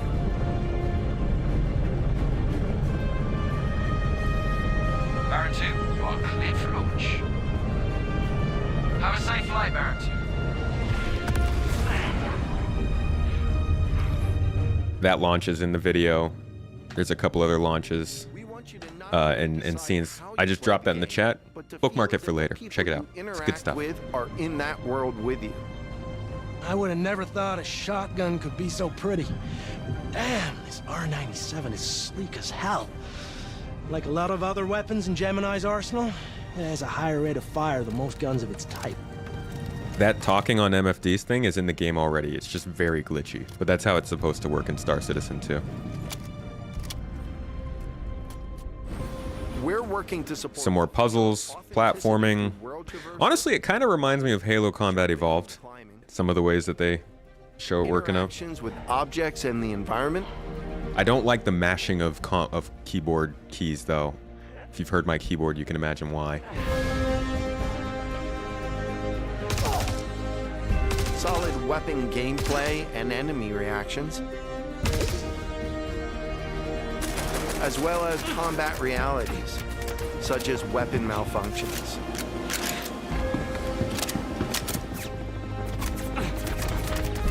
Dude, just taking so many shots. The more lethal kind.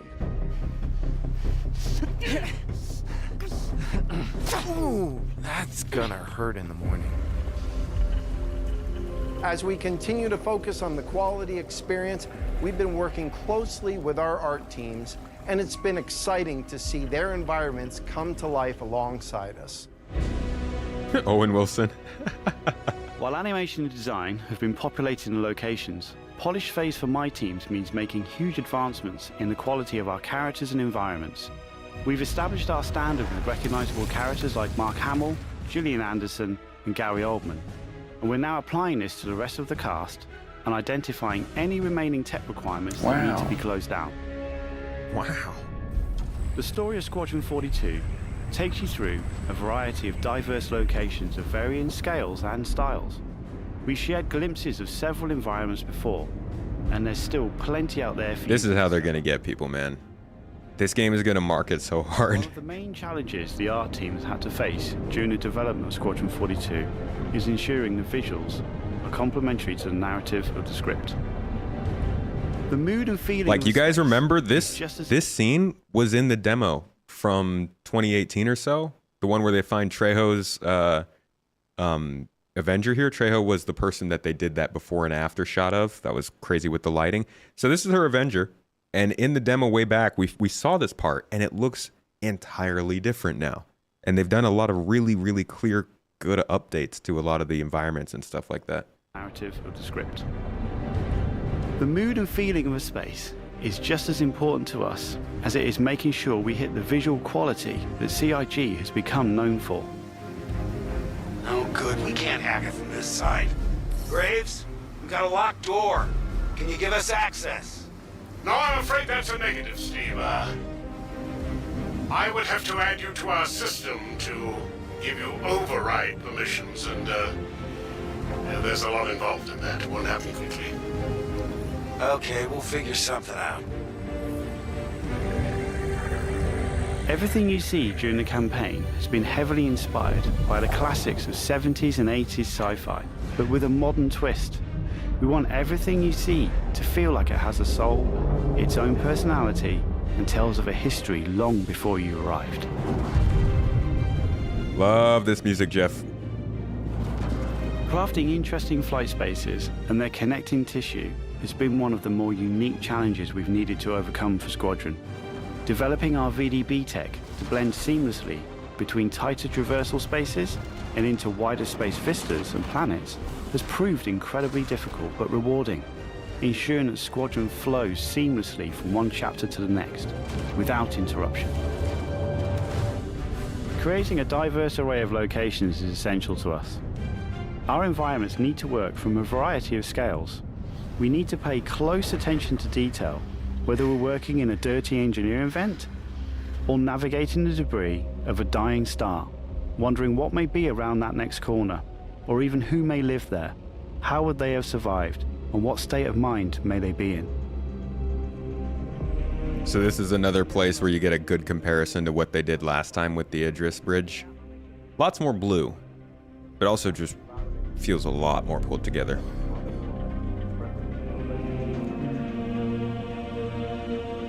Also not placeholder graphics. Social teams in delivering a cohesive social experience when you're taking some downtime from our refined flight and FPS missions. So that, or even missions of the that is the coil.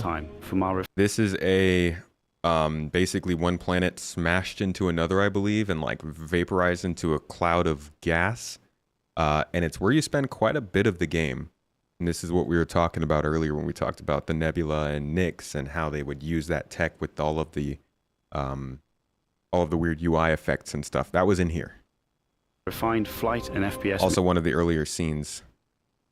This part. This is inside the coil as well. Developing our VDB tech to blend seamlessly between tighter traversal spaces and into wide.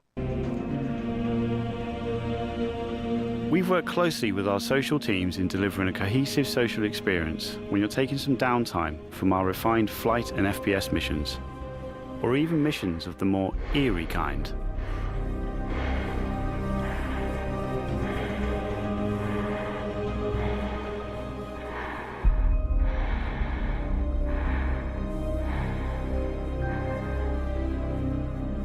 We'll be introducing new space and then these space stations look sick. Scale. Like, what are these ships even? Tangible as possible. Look at how many different little assets they've made for Squadron that we've never seen before.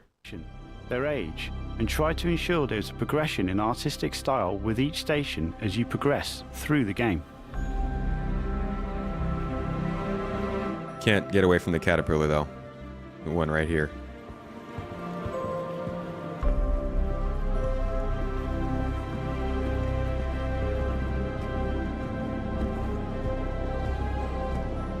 As you can see today, the teams are working incredibly hard, ramping up the detail. Hold on, what are you doing over here? Do people actually lean like that? I guess maybe if you're getting real comfy. And quality to match the breadth of our vision for Squadron 42. Now I know you're all asking. All right, I know you're all ass. Did Chris just call us ass? So that is, oh, that was funny. That is basically, that's it for Squadron. That's the most up-to-date stuff we've heard. Yeah, he's asking when are you gonna see it? When can I play it? When can I play it? When we have the locked release date, you will be the first to know. Yeah, so they don't have a launch release date. They didn't have one then. They probably don't have one now. I'm just assuming we're going to get a launch window at CitizenCon. But I mean, it's, you can't even like, you can't even joke that this won't be here. We're going to put this one at 1,000%. I think that's 10,000%. We'll do it. Squadron 42 will absolutely be at CitizenCon. It will probably be the focus of CitizenCon.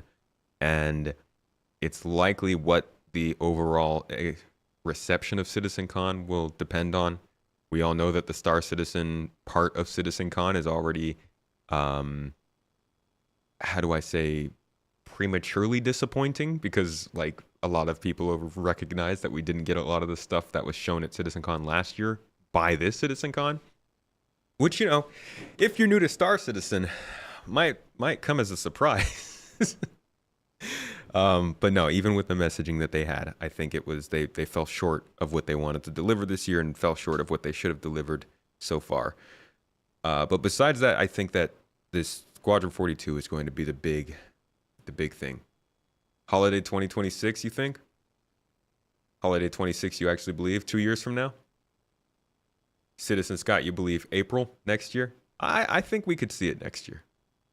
I think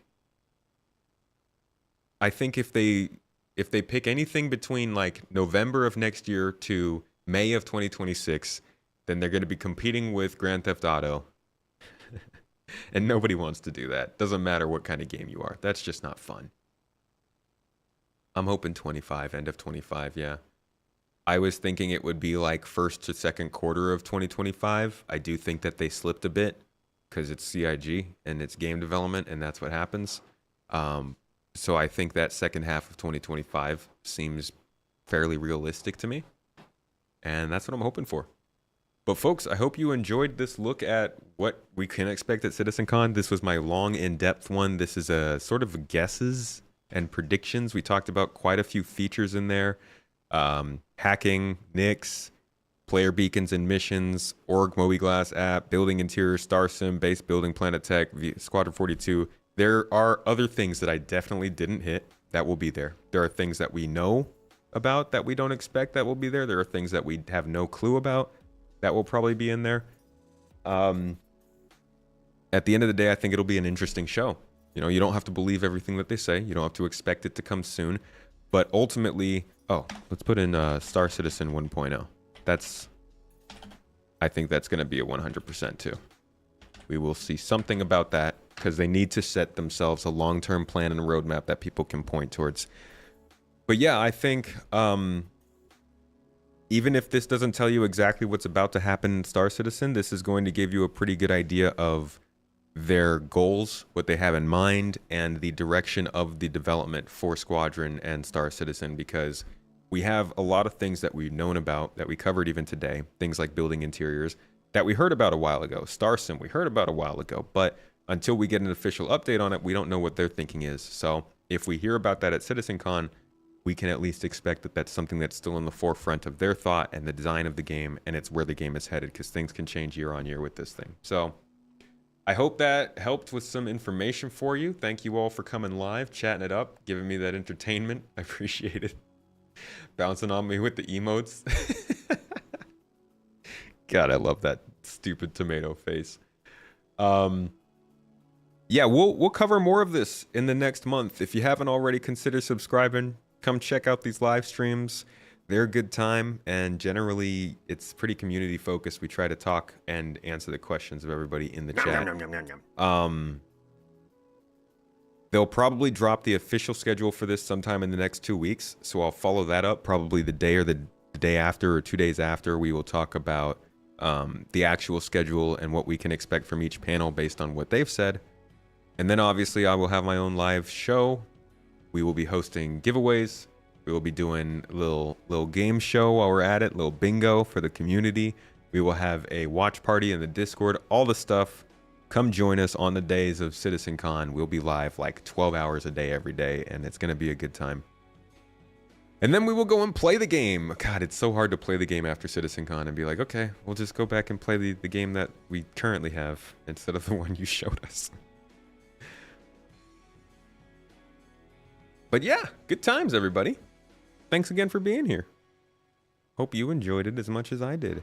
And seriously, this is like a lot of people are in here right now, chatting it up and hanging out and watching. I'm glad you found this interesting enough to click into. I really do appreciate you being here, and I hope you got the benefits you were looking for.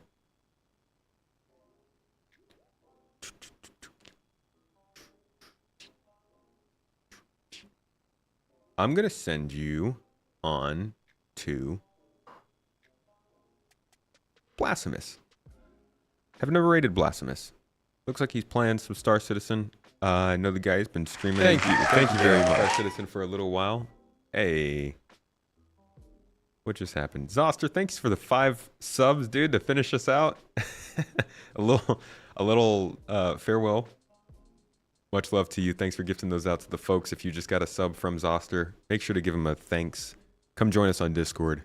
I'm putting out exclusive videos every month for people who are supporters, whether you did it yourself or got a sub gifted to you.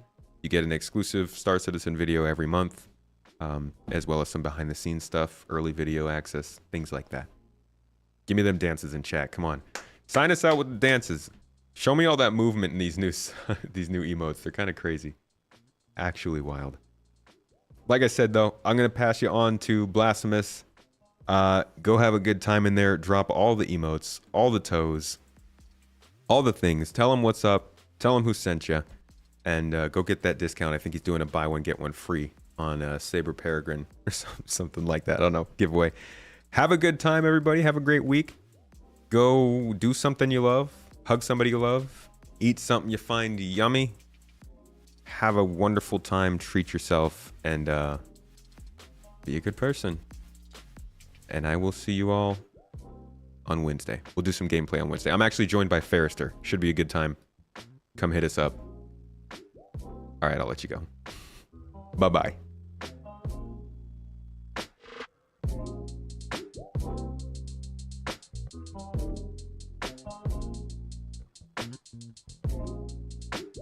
Nom, nom, nom, nom, nom, nom.